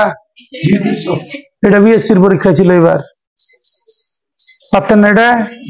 আচ্ছা, বাংলাদেশের প্রথম শত্রুমুক্ত জেলাটা কি বলতে পারবেন? যশোর। যশোর অপশনে নাই, কি করবেন? সিলেট। সর্বশেষ শত্রুমুক্ত জেলা কোনটি? কিশোরগঞ্জ। অঞ্চল বললে বলতেন মিরপুর। মিরপুর কি জেলা? তাহলে কি বলতাম? অঞ্চল। আর জেলা বললে কি বলবেন? কিশোরগঞ্জ। সবার পরে মুক্ত হয়েছে। তাহলে আপনি উপাধির মধ্যে ছিলেন, তাহলে মেয়ে মানুষ দুটো দেখে রাখেন, আপনার কি জন্য পেয়েছে সেটা জানা জরুরি নয় কি? তাহলে মনে থাকবে। আচ্ছা, তাহলে ডাক্তার সেতারা দেখে বুঝছেন কি মেয়েটা ডাক্তার? আচ্ছা, ঢাকায় একটি অস্থায়ী হাসপাতাল গড়ে তোলা হয়েছিল, যার একমাত্র ডাক্তার কে ছিলেন? আর আপনারা ছিলেন 6 জন নার্স। মোট 7 জন মিলে প্রায় 400 শয্যার একটি হাসপাতাল সামলিয়েছে পাকিস্তানের নাকের ডগায় বসে জীবনের ঝুঁকি নিয়ে। এই অসামান্য অবদানের জন্য আমরা প্রথম বীর প্রতীক কাকে বলবো? ডাক্তার সেতারা। ঢাকা কত নং সেক্টরে ছিল? তাই তিনিও কয় নঙে? 9 নঙে। তারামন বিবি 11 নং। তারামন বিবি যে কারণে পেয়েছেন, আপনারা অনেকেই পাইতেন, অনেকের মধ্যে এই গুণাবলী আছে, ওই সময় থাকলে নিশ্চিত পেতেন। এখন কি ঘটনা? এই যে তারামন বিবি পাকিস্তানি সেনাদের সাথে মিশতেন, গোপন সংবাদটি এসে বাঙালিদের প্রদান করতেন, গুপ্তচর বৃত্তি। এর জন্য এই উপাধি আমরা তাকে দিয়েছি। অনেকের মধ্যে এই গুণাবলী আছে না? তবে আপনার এইটা গুণাবলীর মধ্যে তার মধ্যে পার্থক্য আছে। আপনি তার দৃষ্টিকোণ থেকে একবার চিন্তা করেন তো, যদি কোনো কারণে পাকিস্তান এটি জানতে পারতো যে এই গোপন সংবাদটা প্রচার করার লোক এইটা, কি হইতো তার? এটা তো সে জানতো যে এই সংবাদ জানা মাত্র তাকে হত্যা করা হবে। এরপরও জীবনকে তুচ্ছ করেছে কার কাছে? দেশের কাছে। এই যে মেন্টালিটি জাজ করে আমরা তাকে উপাধিটা দিয়েছি। তাহলে আপনাদের মধ্যে যাদের এই গুণাবলী আছে, আজকে মেসেজে এই উপাধিটা দিয়ে দিবেন আনুষ্ঠানিকভাবে। বলে দেখেন। তাহলে মুক্তি বেটি নামে কে পরিচিত? কোন জেলার মানুষ? কোন সম্প্রদায় বললে? মেয়েদের আর কোনো কথা নাই, বিদেশিদের অবদানটা দেখে ফেলবে। ব্যতিক্রমী কিছু তথ্য আছে, দেখেন। একমাত্র উপজাতি ইউকে চিং মারমা বীর বিক্রম উপাধিতে ভূষিত হয়েছেন, ওই লাইনটা রাখবেন। তার মানে এটা আমরা বুঝলাম মুক্তিযুদ্ধে সকল শ্রেণীর মানুষ অংশগ্রহণ করেছিল। যেহেতু একটাই লোক, তাই আমরা পড়ছি। লোকটার নাম কি? ইউকে চিং মারমা। কি উপাধি পেয়েছেন? বীর বিক্রম। তাহলে একমাত্র উপজাতি, নাম জানতে চাইলে ইউকে চিং মারমা। কোন উপাধি পেয়েছেন বললে? বীর বিক্রম। হয়েছে? পাননি এগুলো? নাই রে, এগুলো আছে কোথায় দেখেন তো?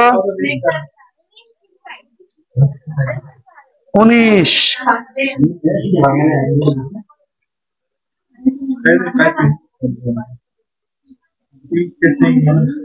পেয়েছে? আচ্ছা, এবার উপরের ছকে চলে যান। বিদেশিদের অবদান। মুক্তিযুদ্ধ অবদানের জন্য একমাত্র বিদেশি যিনি বীর প্রতীক উপাধি পেয়েছেন, নামটা অতীব কঠিন, WS ওডারল্যান্ড। জন্মগ্রহণ করেছেন নেদারল্যান্ডে। তাহলে দেশের সাথে নামের মিলটা আছে, ওডারল্যান্ড, নেদারল্যান্ড। কিন্তু বসবাস করতেন কোথায়? তার মানে কয় দেশের নাগরিক? জন্মসূত্রে কোন দেশের বললে? বসবাস সূত্রে। এরকম পারলেই হবে। পরে দেখেন আপনি, পরের দুঃখ গেলে রাখেন, তাইলে হবে। সাইমন রিং এর নামটা যে নাই, তো রাখবেন। ডাক দেন, ডাক দেন, ডাক দেন। সাইমন ড্রিংকে আগে ডাক দেন, দিয়েছেন? আচ্ছা, মানুষের মধ্যে অপরাধ প্রবণতা কাজ করে, এটা স্বাভাবিক প্রক্রিয়া। মানুষ ভালো কাজের তুলনায় অপরাধের দিকে বেশি ধাবিত হবে, এটা স্বাভাবিক প্রবৃত্তি মানুষের। আবার আরেকটা কি আছে সাইকোলজি, সেটি হচ্ছে মানুষ যে অপরাধ করবে সে চায় না এই অপরাধটা কেউ দেখুক, তাই মানুষ অন্ধকারে অপরাধ করতে অভ্যস্ত।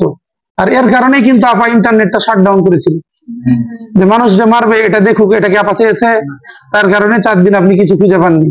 কপাল ভালো যে 2Gটাও বন্ধ করে দেয়নি, নাহলে কথাও বলতে পারতেন না কারোর সাথে। এখন পাকিস্তানের কি মানুষের বাইরে না, তারা যে 25শে মার্চে গণহত্যা চালাবে এটা পূর্ব পরিকল্পিত ছিল। তাই তারা বলেছে 25শে মার্চের আগেই সকল বিদেশি সাংবাদিককে ঢাকা ছেড়ে চলে যেতে হবে। অর্থাৎ তারা যে গণহত্যাটা চালাবে এটা যেন বিদেশে প্রচারিত না হয়। এই যে সাইমন ড্রিং ব্রিটিশ সাংবাদিক, এ লোকটার সন্দেহ হয় কেন চলে যেতে হবে হঠাৎ করে, সে থেকে যাবে, লুকিয়ে থাকতে হবে তাকে। হোটেল সোনারগাঁওয়ের নাম শুনছি, তখন এটির নাম ছিল হোটেল ইন্টারকন্টিনেন্টাল। এটারই একটা কক্ষে 2-2.5 দিন লুকিয়ে থাকবেন খেয়ে না খেয়ে। 25শে মার্চের এই হত্যাটা হবে, পরে তিনি সেখান থেকে বের হয়ে তথ্য কালেকশন করবেন, ডকুমেন্ট তৈরি করবেন, এরপরে চলে যাবেন বাড়ি। যে তার যে পত্রিকা ডেইলি টেলিগ্রাফ, কোন পত্রিকায় লিখতেন? Daily Telegraph. এই পত্রিকায় তিনি লেখাটা ছাপবেন। তার এই লেখা পড়েই বিদেশিরা প্রথম জানতে পারবে যে ঢাকায় পাকিস্তানিদের কর্তৃক একটি গণহত্যা সংগঠিত হয়েছে। তার আগে কেউই জানে না ব্যাপারটা। পরীক্ষার প্রশ্নটা কি, কোন বিদেশি সাংবাদিক সর্বপ্রথম গণহত্যার খবর বিদেশে প্রচার করে? কোন দেশের সাংবাদিক? ব্রিটিশ। কোন পত্রিকায় লিখতেন? দেখতে পেয়েছেন? উপরের লাইন দেখেন, এটা হবে ফাদার মারিও ভেরেনজি।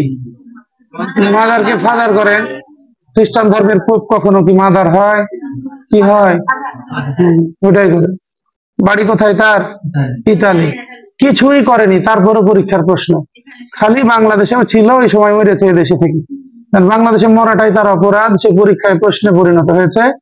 প্রশ্নটা এরকম, মুক্তিযুদ্ধ চলাকালে কোন বিদেশি নাগরিক বাংলাদেশে মারা যায়? Father Mario Veronesi. কোন দেশের নাগরিক? আজরাইল কি বলেছিল যে যুদ্ধ চলাকালে বাইরের কেউ এখানে মরতে পারবে না? পরে দেন আর একটা লোক আছে আন্দ্রে মায়ার, ফরাসি সাহিত্যিক, পেয়েছেন দেখতে? এটা আরো অদ্ভুত প্রশ্ন। যেমন আপনারা কি আক্ষেপ করেন না মাঝে মধ্যে, if I had wings of a bird, যদি আপনার পাখির মতো ডানা থাকতো কতজন ঝাপটিতে মরতো, এটা পরে যদি থাকতো। আবার পড়েছেন না, if I were a king, যদি আপনি আপা হতেন। তাহলে পরে কি হতো সেটা পরে। এই যে আক্ষেপ, এই পণ্ডিত আক্ষেপ করেছে তার লেখায়, যদি মুক্তিযুদ্ধ চলাকালে আমি বাংলাদেশে থাকতাম আমিও যুদ্ধে অংশ নিতাম। এ কথা বলা তার কি দরকার? সে কি ছিল? এখন পরীক্ষার প্রশ্ন কি, কোন বিদেশি সাহিত্যিক মুক্তিযুদ্ধে অংশগ্রহণের আগ্রহ প্রকাশ করেছেন? এখন যেটা লাগবে এটা নাই, খাতা বাইর করেন। Concert for Bangladesh.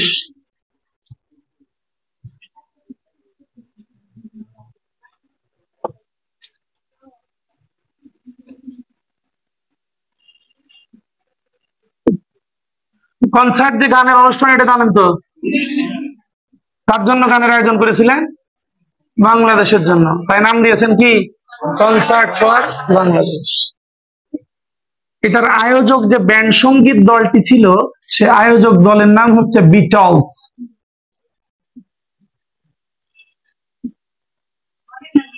জি। আর আয়োজক প্রধান শিল্পী, অর্থাৎ এটার যে প্রধান শিল্পী ছিলেন তার নাম ছিল জর্জ হ্যারিসন। কিন্তু সহযোগী শিল্পী বললে আবার উত্তর আলাদা হয়ে যাবে, বব ডিলান। তারপরে যদি বলে ভারতীয় সঙ্গীত শিল্পী, তখন বলবেন রবি শঙ্কর। এই রবি শঙ্কর আবার সেতার বাদক ছিলেন। রবি শঙ্কর কে ছিলেন কি বলবেন? সেতার বাদক। এই কনসার্ট ফর বাংলাদেশের আয়োজন হয়েছিল 1 আগস্ট 1971। এটি অনুষ্ঠিত হয়েছিল নিউ ইয়র্ক, আমেরিকা। নিউ ইয়র্কের জায়গাটার নাম ছিল ম্যাডিসন স্কোয়ার। তাইলেই কথা কটা শেষ, এটুকু বলবার পারলেই হবে আপনার।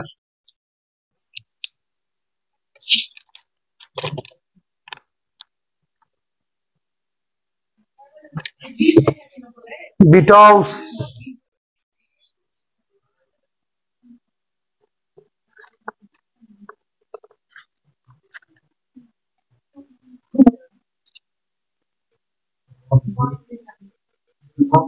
Dylan Dylan.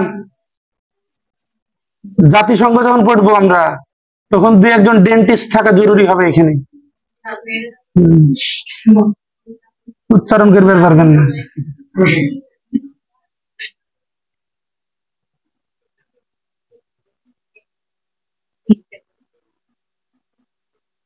একবার বলে দিচ্ছি, দেখে ফেলেন আপনি।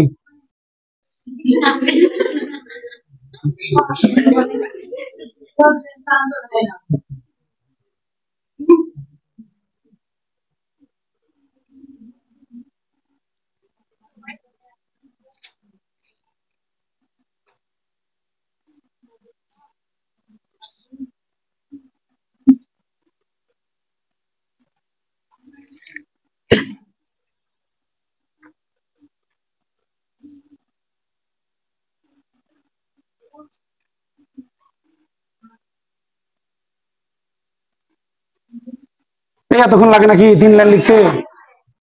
প্রথম কথা, কনসার্ট ফর বাংলাদেশের আয়োজন করেছে দল, সেটার নাম কি? দলের নাম বিটলস। কনসার্ট ফর বাংলাদেশের প্রধান শিল্পী কে ছিলেন? সহযোগী শিল্পী ভারতীয় সঙ্গীত শিল্পীটার নাম কি? কি বাজাতেন? এই কনসার্ট ফর বাংলাদেশ কবে অনুষ্ঠিত হয়েছিল? কোথায় বললে? তাহলে নিউ ইয়র্ক থাকলে নিউ ইয়র্ক দিলেন, না থাকলে জায়গার নাম থাকবে ম্যাডিসন স্কোয়ার। এই যে গানের আয়োজন করে যে টাকাটা তারা ইনকাম করেছে, এটা আপনার সহায়তায় পাঠিয়েছে। বুঝতে পেরেছেন ব্যাপারটা? এই জন্য তার নামটা এখন পড়তে হচ্ছে। তাহলে আপনি আপনার লেকচার শিটে চলে যান, স্বীকৃতি কে কাকে দিল সেটা দেখেন। স্বীকৃতির ব্যাপারটা দেখে ফেলেন। তাহলে এখানে আমরা পড়ছি স্বাধীন দেশ হিসাবে বাংলাদেশকে স্বীকৃতি। এখন বিভিন্ন জায়গায় আমরা মাঝে মধ্যে টেলিভিশনে দেখি বিয়ের দাবিতে, মানে বিয়ের স্বীকৃতির দাবিতে আমরণ অনশন। হ্যাঁ, এগুলো মেয়েদের কর্মকাণ্ড। এখন আবার এগুলো দেখেননি আপনারা? টেলিভিশন দেখতে দেখতে পান না? মানুষ আগে কিসের স্বীকৃতি আদায় করতো? দেশের, স্বাধীন দেশ হিসাবে স্বীকৃতি। আর এখন আপনি কি করছেন? বিয়ের দাবি স্বীকৃতিতে আন্দোলন করছেন, যে না খেয়ে মেরে দেবেন যতক্ষণ স্বীকৃতি না দিবে। আগে মনে ছিল না? কতবার বলি যে ছেলেরা খারাপ, এই কথা কতবার বলা লাগে। পরে দেখেন, তারপর আপনি আবার তার কথা এটা সবার আগে বিশ্বাস করে বসে আছেন। ওই যে দেখেন প্রথম লাইন, বাংলাদেশকে স্বীকৃতি দানকারী প্রথম দেশ ভুটান। কিন্তু দ্বিতীয় দেশ বললে কি বলবেন? কিন্তু দুটা একই তারিখে। কয় তারিখ? 6 ডিসেম্বর 1971। একটা দুপুরে, একটা সন্ধ্যায়, এক বেলা কম বেশি। এখন ধরেন পরীক্ষায় প্রশ্নটা আসলো, বাংলাদেশকে স্বীকৃতি দানকারী প্রথম দেশ কোনটি? অপশনে ভুটান নাই, কি করবেন? তখন আবার পরীক্ষককে ডাকে বলেন না যে ভুল আছে, ভুটানে কেউ কিসে দাগ দিবেন? ভারতে দাগ দিবেন। পরের লাইন দেখেন, বাংলাদেশকে স্বীকৃতি দানকারী প্রথম আরব মুসলিম অথবা মধ্যপ্রাচ্যের দেশ। কি বলবো? কিন্তু শুধু মুসলিম বললে কি বলতেন? কিছুই নাই, তাই বলতে পারতেন না। লিখেন, ভুলটা কোথায় হবে সেটা আগে দেখেন।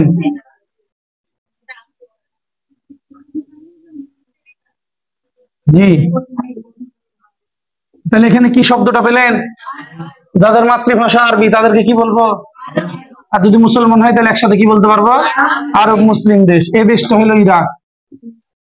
কিন্তু যদি বলতো প্রথম মুসলিম দেশ, আরবটা নাই, তখন আপনি বলবেন সেনেগাল। যেহেতু সেনেগালটা আফ্রিকা মহাদেশের দেশ, তাই প্রথম আফ্রিকান মুসলিম দেশগুলো কি বলতে পারবেন? সেনেগালই বলতে পারবেন। ভুলটা ওইখানেই হবে। আপনি দাগ দিয়ে চলে আসেন।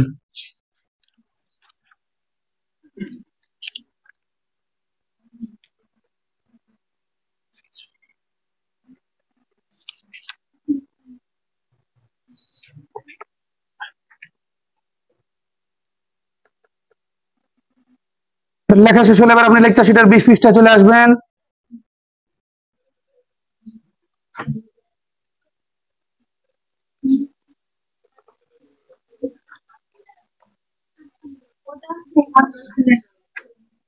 একই লোক, একই লোক।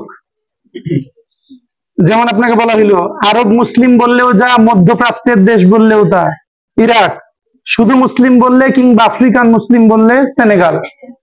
জি, এবার আপনি আপনার লেকচার শিটে চলে যান। দেখেন প্রথম ইউরোপীয় দেশ পূর্ব জার্মানি। অপশনে যদি কোনো কারণে পূর্ব জার্মানি না থাকে দাগ দিবেন পোল্যান্ডে। মাথাব্বরি করে শুধু জার্মানিতে দাগটা দিলে নাম্বারটা আর পাবেন না। ভালো করে খেয়াল করেন, জার্মানি নামে কোনো দেশ তখন দুনিয়ায় ছিল না। একটা ছিল পূর্ব জার্মানি আর একটা পশ্চিম জার্মানি। এই দুই জার্মানি একত্রিত হয়ে জার্মানি নামকরণ হয়েছে 1990 সালে, আছেন 72-এ। বুঝতে পেরেছেন? তাই আপনি মনে করছেন পূর্ব জার্মানি তো পড়েছি, পূর্বটাই নাই, জার্মানি তো আছে, দাগ দিলে কি নাম্বারটা পাবেন? তাহলে পূর্ব জার্মানি যদি না থাকে কি থাকবে? পোল্যান্ড থাকবে। তাহলে পূর্ব জার্মানি না পেলে আমরা উত্তর পূরণ করব পোল্যান্ড, কিন্তু কোনোভাবে আমরা জার্মানিতে দাগটা দিব না। একই উত্তর, প্রথম সমাজতান্ত্রিক দেশ বললেও একই ঘটনা ঘটবে। তাহলে প্রথম ইউরোপীয় বললেও যা, সমাজতান্ত্রিক বললেও তাই। এবার দেখেন প্রথম উপসাগরীয় দেশ, কুয়েতে দাগ দিবেন। উপসাগর, পারস্য উপসাগরের নাম শুনছি। এই উপসাগরের পাশে যে দেশগুলো আছে সেগুলোকে বলে উপসাগরীয় দেশ। তাহলে উপসাগরীয় যে 7টা দেশ তার মধ্যে প্রথম আপনাকে কে স্বীকৃতি দিয়েছে? কুয়েত। অনুরূপ প্রশ্ন, প্রথম উত্তর আমেরিকা মহাদেশের দেশ কোনটি? বারবাডোস। কিন্তু প্রথম দক্ষিণ আমেরিকা বললে ভেনিজুয়েলা। এগুলাতে দেশের নাম, এটা কি জানতে পেরেছেন? মনে হয়েছে না চোখ মুখ দেখি? অ্যান্ড্রয়েড আছে নিশ্চয়ই সবার কাছে। আজকে বাড়িতে একটা বাড়ির কাজ মনে করেন এটা, আপনি অ্যান্ড্রয়েডে গিয়ে সার্চ দিবেন পৃথিবীতে স্বাধীন দেশের তালিকা, 195টা দেশের একটা তালিকা আসবে। ওইটা আপনি রিডিং 3 বার পড়বেন, মুখস্থ করার দরকার নেই, এমনি রিডিং পড়বেন 3 বার। তাহলে কোন কোন লোক 195টা দুনিয়াতে আছে ওইটা শুনলে যেন আপনি ভয় পেয়ে না যান, বুঝতে পারবেন যে এটা দেশ। এবার দেখেন মুক্তিযুদ্ধ সাহিত্য ভিত্তিক আমরা পড়াটা পড়বো। এর টাইপের 5 টাইপের পড়া পাবো সাহিত্যের মধ্যে। গ্রন্থ পাবো, উপন্যাস, পূর্ণদৈর্ঘ্য চলচ্চিত্র, স্বল্প দৈর্ঘ্য, আবার পাবেন কি প্রামাণ্য চিত্র। যা জিজ্ঞেস করবে তা বলতে হবে। তাহলে আপনি আগে কয়েকটা গ্রন্থ দেখে ফেলেন। প্রথমটাই দেখবেন বাংলাদেশ রক্তের ঋণ, অ্যান্থনি মাসকারেনহাস। নাম কঠিন, মুখস্থ দরকার নাই, বারবার পড়লেই হবে। 71-এর দিনগুলিতে ডাক দিয়ে দেন, জাহান নামের ইমাম, জাহান আরা ইমাম। দিয়েছেন দাগ? হ্যাঁ। ভুল হবে পরেরটা দেখেন, 71-এর ডায়েরি, সুফিয়া কামাল। সোজা করে বলি, মনে রাখার সহজ উপায়, ইমাম তো একজনই হয়, জাহান নামেরই হোক আর যেখানেরই হোক। 71-এর দিনগুলি, এটা ইমামের কথা মনে রাখবেন, কোথাকার ইমাম? জাহান নামের ইমাম। তাহলে মনে থাকবে কি? জাহান আরা ইমাম। আর দেখেন ডায়েরির মধ্যে অন্তুষ্ট আছে, সুফিয়ার মধ্যে অন্তুষ্ট আছে। এই 2 অন্তুষ্ট আর মিল পেলে উত্তরটা পূরণ করে ফেলবেন। আর ভালো বুদ্ধি নাই মনে রাখার, কারণ পরীক্ষায় যেটাই থাকে অপশনে দুটোরই নাম দেওয়া থাকে, আপনার কনফিউশন তৈরি হবে। ধরেন 71-এর ডায়েরি দিল, নাম দুজনেরই দিয়ে রাখবে অপশনে, তখন আপনার টেনশন হবে যে কে হবে। আপনি মনে রাখবেন এইভাবে। এবার আপনি আরো নিচে যান, আপনি বিজয় দেখেছেন, এম আর আক্তার মুকুল। আপনি বীরঙ্গনা বলছেন, এটাতেও দাগ দিবেন, নীলিমা ইব্রাহিম। 1 লাইন বাদ দিয়ে দেন, the liberation of Bangladesh, Sukhwant Singh এ দাগ দেন। আরো নিচে যান, যেতে যেতে দেখেন অরক্ষিত স্বাধীনতায় পরাধীনতা, মেজর এম এ জলিল। দিয়েছেন দাগ। উপমহাদেশে দাগ দিবেন, আল মাহমুদ। 1 লাইন পরে দ্য রেপ অফ বাংলাদেশ, এটাও অ্যান্থনি মাসকারেনহাস। নিষিদ্ধ ডোবা, নীল দংশন, দুটোই পড়বো, একই লোকের লেখা। নিচে চলে যান, বাতাসে বারুদ রক্তে উল্লাস, জুবাইদা গুলশান আরা। 71-এর চিঠি, এটা পত্র সংকলন, এটা কেউ লিখেনি, এটা কেউ লিখেনি। তাহলে কি ব্যাপারটা? এই যে যারা 71-এর যুদ্ধে অংশগ্রহণ করেছিল, পরবর্তীতে তার খোঁজ না পেয়ে ফ্যামিলি তাকে খোঁজার জন্য চিঠি লিখেছে। আবার আপনি যুদ্ধ থেকে পরিবারের সন্ধান জানতে চেয়ে ফ্যামিলির ঠিকানায় চিঠি লিখেছেন, কিন্তু পরবর্তীতে ওই লোককেও খুঁজে পাওয়া যায়নি, ফ্যামিলিও খুঁজে পাওয়া যায়নি। এদের লেখা চিঠিগুলো পাওয়া গেছে ডাকঘরে। পরে এই পাওয়া চিঠিগুলোকে একত্রিত করে যে প্রকাশটা করা হয়েছে, এটাকে আমরা বলছি পত্র সংকলন, 71-এর চিঠি। এই কাজটা করেছে 2টা কোম্পানি মিলে, একটা প্রথম আলো আর একটা গ্রামীণ ফোন। এজন্য এই ব্যাপারটা এখানে এভাবে হয়েছে। এবার আপনি ডান দিকে উপরে চলে যান, মুক্তিযুদ্ধ ভিত্তিক উপন্যাসের মধ্যে আপনি পড়বেন আগুনের পরশমণি, শ্যামল ছায়া, একই লোক, হুমায়ুন আহমেদ। এবং এটা আবার চলচ্চিত্র, এই নামেই চলচ্চিত্র আছে। তাহলে উপন্যাসও যিনি লিখেছেন, চলচ্চিত্র তারই। এবার আপনি দেয়ালে দাগ দিয়ে দেন। তবে একটা কথা আছে, দেয়াল আবার 2টা, একটা হচ্ছে মুক্তিযুদ্ধ ভিত্তিক আর একটা রাজনৈতিক। তাহলে এটা আপনি আলাদা করে পয়েন্ট আউট করেন, এখানে হবে না, লিখেন। দেয়াল নামে যে রাজনৈতিক উপন্যাসটি রয়েছে সেটি লিখেছেন হুমায়ুন।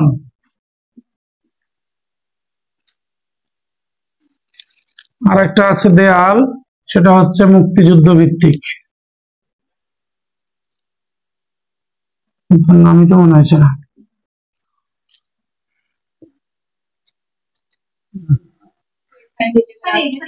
ওটা দেয়াল, ওটা নয়, ওটা বাদ দেন ওখান থেকে, এটা আপনি লিখেন। রাজনৈতিক দেয়ালটা হুমায়ুন আহমেদের। আর দেয়াল মুক্তিযুদ্ধ ভিত্তিক, এটা কি নাম জানো, শওকত দিয়ে নাম, এটা আপনি স্টার চিহ্ন দিয়ে রাখেন, লিখে রাখেন, পরে মনে হইলে বলছি। মুক্তিযুদ্ধ ভিত্তিক দেয়াল এটা আরেকজনের, আবু জাফর শামসুদ্দিন, লিখে রাখেন, পরে না হইলে পরে দেখবো।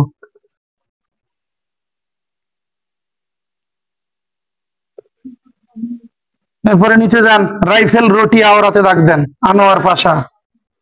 এবার যেটা কনফিডেন্সের সাথে ভুল করবেন, হাঙ্গর নদী গ্রেনেড, উপন্যাসটি লিখেছেন সেলিনা হোসেন, কিন্তু হাঙ্গর নদী গ্রেনেড চলচ্চিত্রের পরিচালক চাষী নজরুল। কনফিডেন্সের সাথে ভুলটা এখানেই হবে, কারণ একই নাম, উপন্যাস আলাদা, চলচ্চিত্র লেখক পরিচালক আলাদা। সেলিনাতে দাগটা কি দিলেন, এই গোল্ডেন এজে দাগ দিবেন তাহমিমা নাম, সব নিচে মা আনিসুল হকে দাগ দিয়ে দেয়। এবার মুক্তিযুদ্ধ ভিত্তিক চলচ্চিত্রে চলে যান, ওরা 11 জন, এখানে এসে থামেন। প্রশ্ন 3 রকমের। মুক্তিযুদ্ধকে কেন্দ্র করে নির্মিত প্রথম চলচ্চিত্রের নাম কি? ওরা 11 জন। অথবা বঙ্গবন্ধুর 7ই মার্চের ভাষণের উপর নির্মিত প্রথম চলচ্চিত্র কোনটি বললেও ওরা 11 জনের পরিচালক চাষী নজরুল। আপনি আবার মনে করেন না কাজী নজরুল, হয়তো ভুলে চাষী নজরুল হয়েছে, ব্যাপারটা কি এরকম? কাজী নজরুল আলাদা লোক, চাষী নজরুল আলাদা লোক। পরেরটায় দাগ দেন, ধীরে বহে মেঘনা, আলমগীর কবির। কয়েক লাইন পরে চলে যান, আগুনের পরশমণিতে দাগ দিবেন, এই যে 1 লাইন পর, হাঙ্গর নদী গ্রেনেড, চাষী নজরুল। জয়যাত্রায় দাগ দেন, তৌকির আহমেদ। 2 লাইন বাদ, মাটির ময়নাতে দাগ দিয়ে দিবেন, তারেক মাসুদ। গেরিলা, এটা আপনাদের পরীক্ষায় এবারই ছিল, এবারই ছিল, দুজনেরই ছিল, বিএসসিতেও ছিল, ডিপ্লোমা ছিল, একই প্রশ্ন। কি প্রশ্ন ছিল? নিচের কোনটি মুক্তিযুদ্ধ ভিত্তিক চলচ্চিত্র? গেরিলা।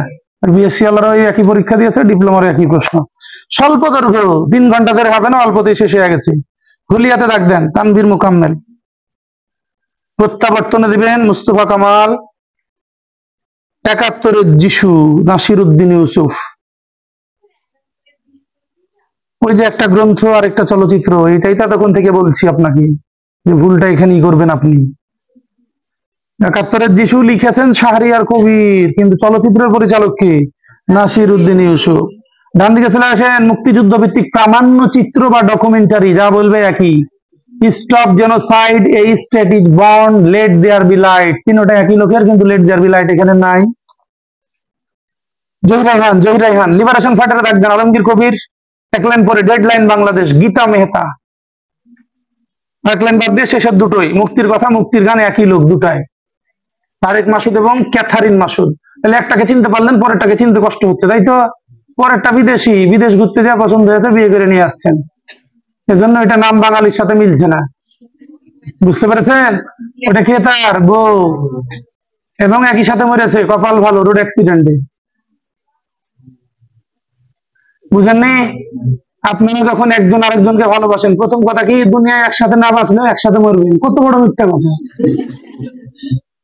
এই যে যারা এতবার এই কথা বলেছে, বিশেষ করে ছেলেরা, তার স্ত্রী মরে গেলে 10 দিন পর আর একটা ধরে নিয়ে আসেননি, তাহলে আপনি কি তাদের কথা বিশ্বাস করবেন? জানি হয়, এটা বুঝলেই হয়। তাহলে কপাল ভালো হলে কি হইতো? একসাথে মরতেন। একটা মুভি বানাবে, তারই লোকেশন দেখতে যাচ্ছিল বাসে চড়ে, ওই অ্যাক্সিডেন্ট হয়, দুজনে একসাথে মরে যায়। হ্যাঁ, পরে দেখেন স্থাপত্য, অপরাজেয় বাংলা, দুটো কথা পড়বেন, এটা কোথায় অবস্থিত আর স্থপতি কে বা নির্মাতা কে। ঢাকা বিশ্ববিদ্যালয়, সৈয়দ আব্দুল্লাহ খালেদ, আপনি দাগ দেন, সংসপ্তকে দাগ দিবেন। জাহাঙ্গীরনগর বিশ্ববিদ্যালয়, হামিদুজ্জামান খান। আর বাড়ির কাছেরটাই দাগ দেন, সাবাস বাংলাদেশ, নিতুন কুণ্ড রাজশাহী বিশ্ববিদ্যালয়। মুজিবনগর আগে পড়তাম, এখন আর পড়বো না, নিচে যান।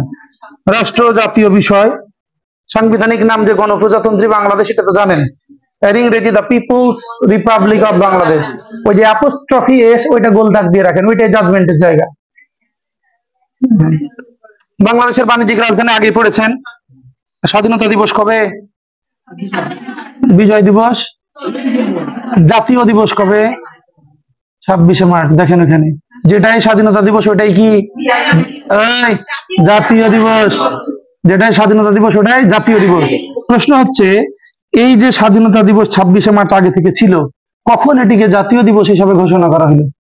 আপনার ওই যে একটু ফাঁকা রেখেছি আমরা লেখার জন্য, এখানে লেখেন 1980 সালে। 16 ডিসেম্বর আবার কোথেকে আসবে এখানে? 26শে মার্চের ওখানে লিখেন 26শে মার্চ কি ছিল? শুরু থেকে স্বাধীনতা দিবস, কারণ এই দিন আপনি স্বাধীনতার ঘোষণা যেহেতু প্রদান করেছেন, তাই আমরা পালন করতাম স্বাধীনতা দিবস। কিন্তু পরে এটাকে কি ঘোষণা করেছেন? জাতীয় দিবস। প্রশ্ন হচ্ছে, স্বাধীনতা দিবসকে কখন থেকে জাতীয় দিবস হিসাবে পালন করা হয়? 1980 সাল থেকে। এটাই কথা। এটা আপনার জাতীয় সঙ্গীত, আপনার সোনার বাংলা, কে লিখেছে? রবীন্দ্রনাথ। তাহলে আমরা একটু পরে যেহেতু পাবো তখনই বলি। তার আগে জাতীয় পতাকা আপনি দেখে ফেলেন ডান দিকে এসে। বাংলাদেশের প্রথম জাতীয় পতাকার নকশাটা তৈরি করেছেন শিবনারায়ণ দাস, কিন্তু বর্তমানে যে জাতীয় পতাকা আপনি ব্যবহার করেন এটা কামরুল হাসান। আর শিবনারায়ণ আবার গত মাসে মরেছে, নামটা পড়ে রাখেন। হ্যাঁ, এই যে শিবনারায়ণ। তাহলে আমরা পতাকা কয়টা পাবো? দুইটা। আগে একটা ছিল, বর্তমানে একটা দেখছেন। পার্থক্যটা শুধু বলি, এখন যা দেখছেন আগেরটাও তাই, শুধু যে গোল জায়গাটা আছে এর মধ্যে হলুদ কালারের একটা মানচিত্র ছিল। পরীক্ষা আবার থাকে মানচিত্র আঁকা ছিল কোন কালারের, কি বলবেন?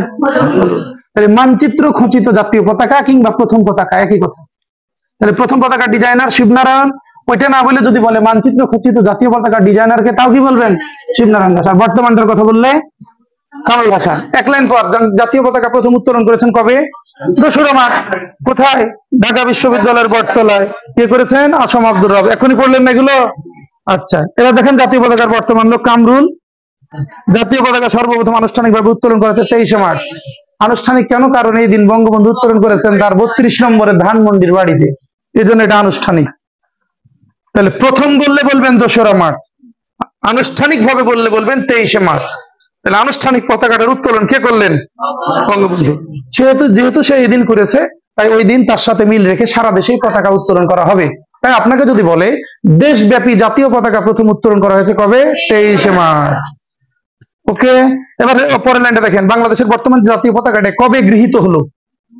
17ই জানুয়ারি 1972। মানে আগের তো একটা ছিল, এটা বাদ দিয়ে দিলেন, আর কোনটা গ্রহণ করলেন? এই নতুনটা। এই বলা হয়েছে বাংলাদেশের বর্তমান জাতীয় পতাকা গৃহীত হয়েছে কবে? 17ই জানুয়ারি 1972। ওকে, পতাকা দিবস আমরা আগে পড়েছি দিবস। এবার দেখেন জাতীয় পতাকার পরিমাপের অনুপাতটা, অনুপাত 6 অথবা 5:3, যেটা থাকবে ওটাই দাগ দিয়ে দিবেন। বাংলাদেশের বাইরে প্রথম পতাকা উত্তোলন করা হয়েছে কলকাতায়। কোথায়? কলকাতায়। এখানে আর কোনো কথা আপনার নেই। চলে আসবেন জাতীয় প্রতীক ও মনোগ্রামে। বাংলাদেশের জাতীয় প্রতীকের ডিজাইনার কামরুল হাসান। পেয়েছেন?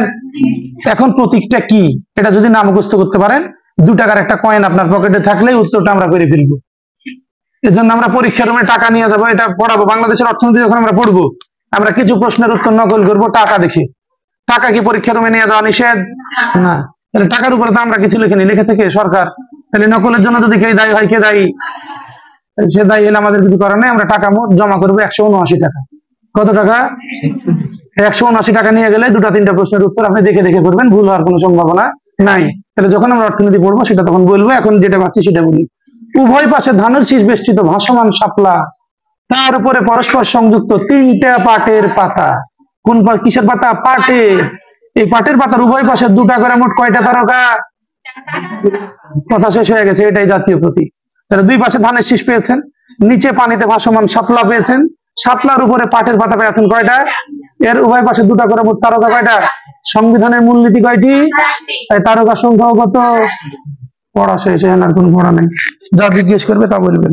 পরে যান এবার জাতীয় সঙ্গীত, যেটি গাইবেন না বলে স্কুলের বাইরে দাঁড়িয়ে থাকতেন। তাহলে জাতীয় সঙ্গীতের রচয়িতা এবং সুরকার রবীন্দ্রনাথ। আচ্ছা, মোট কয় লাইন? আরে পণ্ডিত, কবিতার মোট লাইন কত? 25। কিন্তু আমরা জাতীয় সঙ্গীত হিসাবে গ্রহণ করেছি, বাজানো হয় কয় লাইন? 4। মানে লাইনের উপরেই 3টে প্রশ্ন। মোট কবিতার লাইন ছিল 25টি। জাতীয় সঙ্গীত হিসাবে আমরা গ্রহণ করেছি প্রথম 10 লাইন। রাষ্ট্রীয় অনুষ্ঠানে বাজানো হবে 4 লাইন। যা জিজ্ঞেস করবে আপনি বলবেন। এটি রবীন্দ্রনাথ মূলত ডিপ্রেশন থেকে লিখেছিলেন, ফ্রাস্ট্রেশনে গিয়ে 1905 সালে। কত সালে? বঙ্গভঙ্গের প্রেক্ষাপটে তার লেখা কবিতাটাই এখন জাতীয় সঙ্গীত। বঙ্গভঙ্গ কত সালে হয়েছিল? 5-এ। তাই কবিতাও লিখেছেন কত সালে? তার লেখায় কবিতাটি প্রথম প্রকাশিত হয়েছিল কোন পত্রিকায়? বঙ্গ দর্শন পত্রিকায়। দেখেন এগুলো বর্তমানে কোন কাব্যগ্রন্থের মধ্যে পাবো? গীতবিতান কাব্যগ্রন্থে। আর এই জাতীয় সঙ্গীত আমরা ওই যে 3রা মার্চ আপনি স্বাধীনতার ইস্তেহার ঘোষণা করলেন, ওই দিনই প্রথম গেয়েছেন। তাই যদি বলে জাতীয় সঙ্গীতটি গৃহীত হয়েছে কবে? 3রা মার্চ 1971। আর আনুষ্ঠানিক ভাবে এটা গেয়েছেন 7ই মার্চে, তাহলে গ্রহণ করেছেন 3রা মার্চ, আনুষ্ঠানিক ভাবে গিয়েছেন কখন? তাহলে জাতীয় সঙ্গীতের ব্যাপারটা আপনি আরেকবার দেখে ফেলেন। বাংলাদেশের জাতীয় সঙ্গীতের প্রথম লাইনটা কি? ছেলেপিলে কিরম শয়তান দেখেন। মাঝে মাঝে আমাদের সময় দেখলাম স্কুলে ওই যে লাইন, মানে কিছু কিছু মেয়েকে দাঁড় করিয়ে বলতো, আজকে আপনি মেলা পড়ালেখা করেছেন, মেধাবী মানুষ, একটা প্রশ্ন করা হবে, পরের লাইন বলবেন। বলতো আমার সোনার বাংলার পরের লাইন কি? কতটা ফাজিল হলে, এগুলো ফাজিল আপনাদের আমলে ছিল না? ভালো লোক কটা আপনার মানুষ আছেন, আমাদের আমলে 3টা ফাজিল ছিল এক ক্লাসে, এই 3জন। কাজী হলে ক্লাসের মধ্যে ডিস্টার্ব করা, এই উদ্দেশ্য নেই প্রতিদিন আসতো স্কুলে। আমাদের একজন টিচার ছিলেন, পড়াতেন, তবে পড়ার মধ্যে কোনো কথা বলা হবে না, এটা মানে তার ইয়া ছিল আর কি, ট্র্যাডিশন, যে পড়ার মধ্যে কোনো কথা বলা যাবে না। কিন্তু তার অভ্যাস ছিল কি, একটা পড়া 2 লাইন বলার পরে জিজ্ঞেস করতো বুঝেছো কিনা, এটা এসে বলবে, কিন্তু আমাদের কথা হচ্ছে কি আমরা কিছু বলবো না, সব এটা বলবে, এটা ঠিক আছে, কিন্তু আমাদের কোনো কথা বলা যাবে না।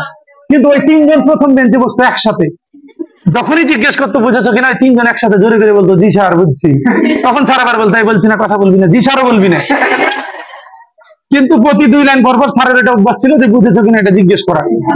কিন্তু আমরা বুঝতাম কি, আমাদের কিছু বলতে হবে না, চুপ থাকতে হবে। আর ওই 3 বাংলা কি করতো, একসাথে জোরে করে বলতে বুঝছি, ব্যাপারটা এরকম। এগুলো তাদের কাজ ছিল। ডিস্টার্ব করলে আবার ওরা স্কুলে না আসলে খারাপ লাগতো আর কি ব্যাপারটা। দেখেন, এই ক্যাটাগরির লোক স্কুলে না আসলে আপনার মিস করার একটা ব্যাপার থাকে। এখন দেখেন এখানে প্রথম লাইনটা, জাতীয় সঙ্গীতের ইংরেজি যে অনুবাদটা করেছেন প্রথম লোকটা সৈয়দ আলী আহসান, রাজশাহী বিশ্ববিদ্যালয়ের ভাইস চ্যান্সেলর ছিলেন। এগুলা নাই, সব কথা কি থাকবে, কিছু কথা শুনবেন, মনে থাকলে থাকলো, নাহলে ভুলে গেলেন। এখন প্রশ্নটি হচ্ছে, রবীন্দ্রনাথের গাওয়া এবং সুর করা এই জাতীয় সঙ্গীতটি কোন সুরে গাওয়া হয়? বাউল সুরে। কারণ আপনার প্রশ্ন হচ্ছে রবীন্দ্রনাথ কি বাউল ছিলেন? তাহলে বাউল সুরে গাওয়া হইলো কেন? গানের সুরটা চুরি করা। হ্যাঁ, তাহলে নকল করাটা আপনার অপরাধ নয়। যাদের মধ্যে নকলের অভ্যাস থাকবে আমরা ধরে নিব রবীন্দ্রনাথের একটা গুণাবলী তার মধ্যে আছে। পরে দেখেন, ওই যে সেখানে একটা লাইন পাবেন, বাংলায় একজন বাউল শিল্পী ছিলেন গগন হরকরা নাম। 1887 সালের দিকে তিনি একটা গান লিখেছিলেন, আমি কোথায় পাবো তারে আমার মনের মানুষ জেরে। এই গানের যে সুর, জাস্ট কাট কপি পেস্ট হয় এই গানে। বাড়িতে অ্যান্ড্রয়েড যেহেতু আছে, শুনে ফেলবেন ওই গান, দেখবেন ওইটার যে সুর হুবহু এই সুর আমার সোনার বাংলা। তাহলে ওই লোক তো বাউল ছিলেন, সুর তো তার নকল করা, এজন্য সুরটা কোন সুর? বাউল সুর। অথচ রবীন্দ্রনাথের লেখা এবং গাওয়া গানগুলো সাধারণত রবীন্দ্রসঙ্গীতের অন্তর্গত, ব্যতিক্রম কোনটা? এটা। এজন্য পরীক্ষায় আসে এটা, যে আমার সোনার বাংলা গানটি কোন সুরে গাওয়া হয়, কি বলবেন? বাউল সুরে। রণসঙ্গীতে চলে যান কাজী নজরুল, তবে লাইনে কোনো ভ্যারিয়েশন নাই, লিখেছেন 25 লাইন, গাওয়া হয় 25, বাজানো হয় 25, 21 কয় লাইন? 21 লাইন। মোট লাইন ছিল কয়টা? 21টায়। তাহলে কোনো ভ্যারিয়েশন এখানে পেলেন না, যা লিখেছে তাই গাওয়া হয়, তাই বাজানো হয়। তাহলে রণসঙ্গীতের রচয়িতাকে, সুর কে করেছেন বললেও, প্রথম লাইনটা কি মনে আছে? তাহলে মোট কত লাইন? 21 লাইন। এটি কোন পত্রিকায় প্রকাশিত হয়? বঙ্গাব্দ কত? 1335। তাহলে খ্রিস্টাব্দের কি হবে? ব্র্যাকেটে লিখে 1929।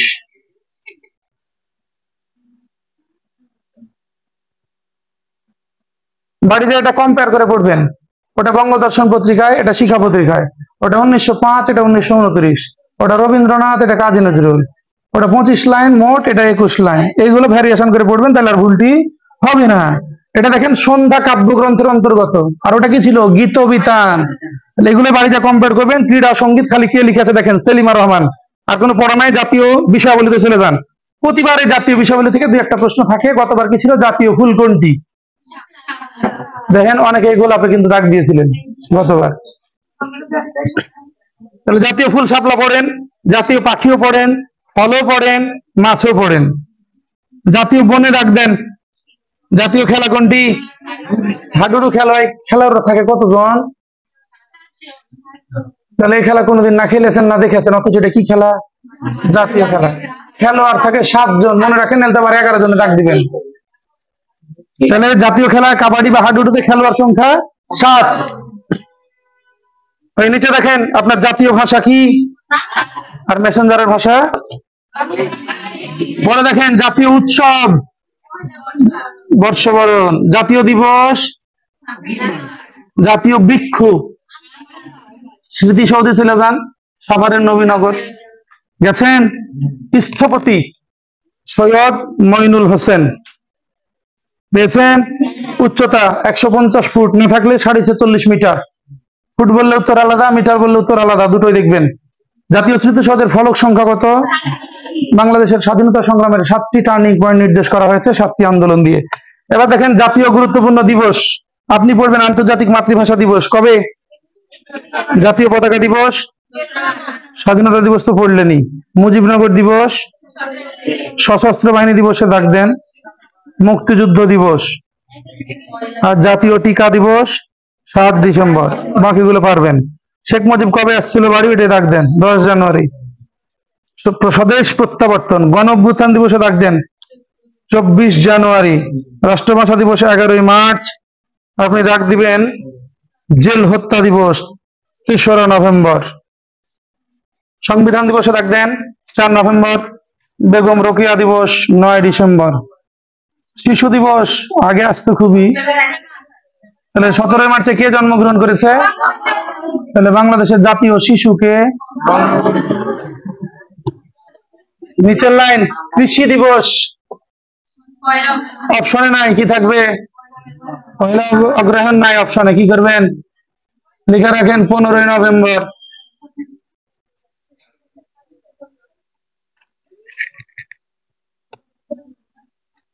হয়েছে? এবার দেখেন বাংলাদেশের প্রথম রাষ্ট্রপতিতে দাগ দেন শেখ মুজিবে। এই যেগুলো এগুলা পারেন, জাগ দিয়ে লাভ নাই। 6 লাইন পরে যান, 6 লাইন পরে যান।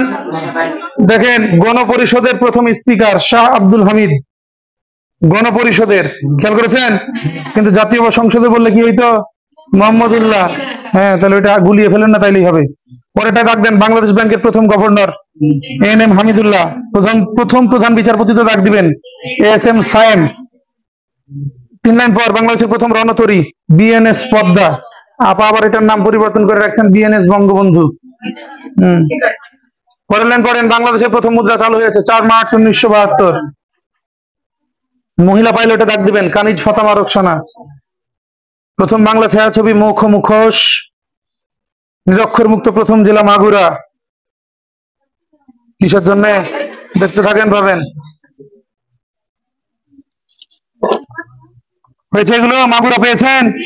ডান দিকে প্রথম দেখেন প্রথম আদমশুমারি বাংলাদেশে 1974। 1 লাইন পর ঢাকা বিশ্ববিদ্যালয়ের উপমহাদেশের বা প্রথম বাঙালি বা প্রথম মুসলিম যা বলবে একই উত্তর, তারেক রহমান। 4-5 লাইন পরে যান বাংলাদেশের প্রথম ট্যাবলয়েড পত্রিকা দৈনিক মানব জমিন। পরের লাইন ঢাকা প্রথম রাজধানীর মর্যাদা লাভ করেছে 1610 সালে। বাংলাদেশের প্রথম সাদা কালো টেলিভিশন চালু হয় 1964, তবে রঙিন বললে 1980।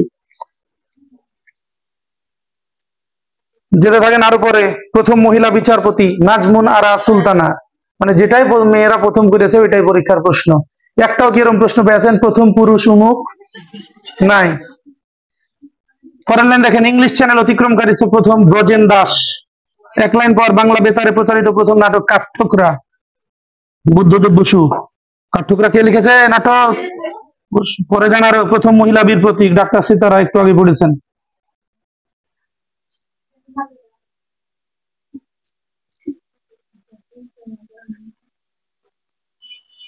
এখানে যা আছে আগে ইতিমধ্যে পড়েছেন, পরের পৃষ্ঠায় যান। বাংলাদেশের প্রথম জাদুঘর, দ্বিতীয় লাইনে দাগ দিবেন বরেন্দ্র। কোথায় এটা? আচ্ছা। পরের লাইন দেখেন বাংলাদেশের মানচিত্র প্রথম অঙ্কন করেছেন মেজর জেমস রেনেল। 4-5 লাইন পরে যান প্রথম বাংলাদেশের রাবার বাগান রামু কক্সবাজার। 1 লাইন পর প্রথম এভারেস্ট বিজয়ী নারী। আর কিছুই যদি না বলে পুরুষ বলাই লাগবে না, প্রথম এভারেস্ট বিজয়ী কার কথা বলবেন? মুসা ইব্রাহিম। ভৌগোলিক উপনাম ভাটির দেশ কোনটি?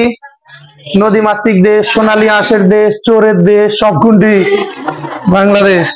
পরে দেখেন পৃথিবীর বৃহত্তম বদ্বীপ রিকশার নগরী কোনটা? এবার যেখানে ভুল হবে বারাউলিয়া, কিন্তু 360 আউলিয়া, ওইটা যান ভুল না হয় চোখ রাখেন। তাহলে 12 আউলিয়া 360 আউলিয়া, কমটা চট্টগ্রামে, বেশিটা সিলেটে। বাংলার শস্য ভান্ডার বা ভেনিস নামে পরিচিত কুমিল্লার দুঃখ কোনটা? মতি। প্রাচ্যের ডান্ডিও পড়ে নারায়ণগঞ্জ। হিমালয়ের কন্যা মূলত নেপাল। খেয়াল করেন, হিমালয়ের কন্যা মূলত বলা হয় নেপালকে। তবে বাংলাদেশের কোন জেলাকে হিমালয়ের কন্যা বলা হয় বললে পঞ্চগড়ের কথা আপনি বলবেন। সাগর দ্বীপ নামে পরিচিত ভোলা। আর চিংড়ি চাষের জন্য কুয়েত সিটি বলা হয় কাকে? খুলনাকে। সাগর কন্যা কোনটি? কুয়াকাটা। কুয়াকাটা না থাকলে কি থাকবে? পটুয়াখালী। কারণ কুয়াকাটাটা কোথায়? পটুয়াখালীতে। সিলেট বাংলার লন্ডন। তার মানে লন্ডনের মতো সিলেট উন্নত, ব্যাপারটা এমন নয়। ম্যাক্সিমাম সিলেটই কামলা খাটতে যায় কোথায়? লন্ডনে। এটাকে বলা হয় বাংলার লন্ডন। বাংলাদেশের বৃহত্তমতে চলে যাবেন, সমুদ্র বন্দরে দাগ দেন চট্টগ্রাম। বৃহত্তম রেলওয়ে জংশন ঈশ্বরদীতে দাগ দিবেন। বৃহত্তম পানি সেচ প্রকল্প তিস্তা। বৃহত্তম বিলে দাগ দেন চলন বিল। এবার এটা ঠিক করেন, বৃহত্তম তাপবিদ্যুৎ কেন্দ্র ভেড়ামারা কেটে দেন, লিখেন পায়রা। জি, ভেড়া মরে গেছে আর পড়ে লাভ নাই। পায়রা, পায়রা পটুয়াখালী। পায়রাটা কোথায়? পটুয়াখালী। ওইটা সবচেয়ে বড় বাংলাদেশে এখন। 2-3 লাইন পর, বৃহত্তম বাণিজ্যিক জাহাজ বাংলার দূত। বাংলাদেশের জলবিদ্যুৎ কেন্দ্র আছেই একটা, ওইটা আবার বড় ছোট কি আছেই তো একটা। বৃহত্তম থানা আয়তনে শ্যামনগর, সাতক্ষীরায় দাগ দিবেন। এটা আয়তনে, এটা জনসংখ্যা, আপনি দাগ দিবেন আয়তনেরটা। বৃহত্তম পাহাড়ে দাগ দেন গারো পাহাড়।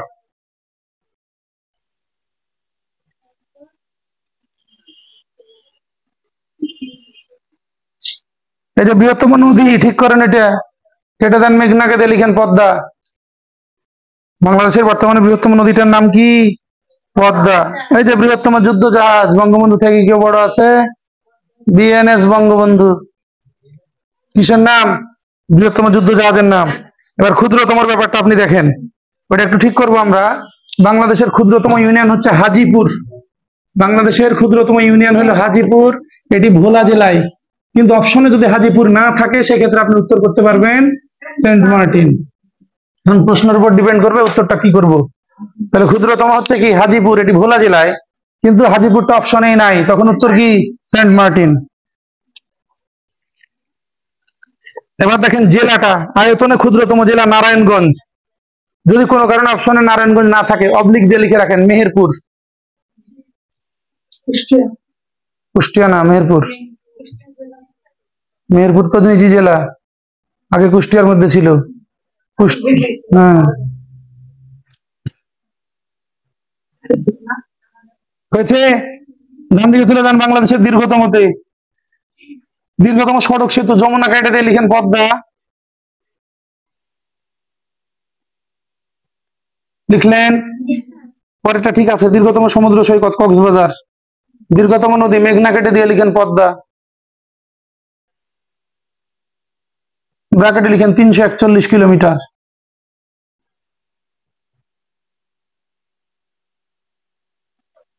তবে দীর্ঘতম রেল সেতু ওটাও কেটে দেন, লিখেন বঙ্গবন্ধু রেল সেতু, যেটা যমুনার উপর এখন হলো 4.8 কিলোমিটার দৈর্ঘ্য। হাডিঞ্জার বাঁধ। জি। এবার বাংলাদেশের উচ্চতম বৃক্ষ বইলাম, 240 ফিট উঁচু, সাজেক ভ্যালি গেলে দেখতে পারবেন।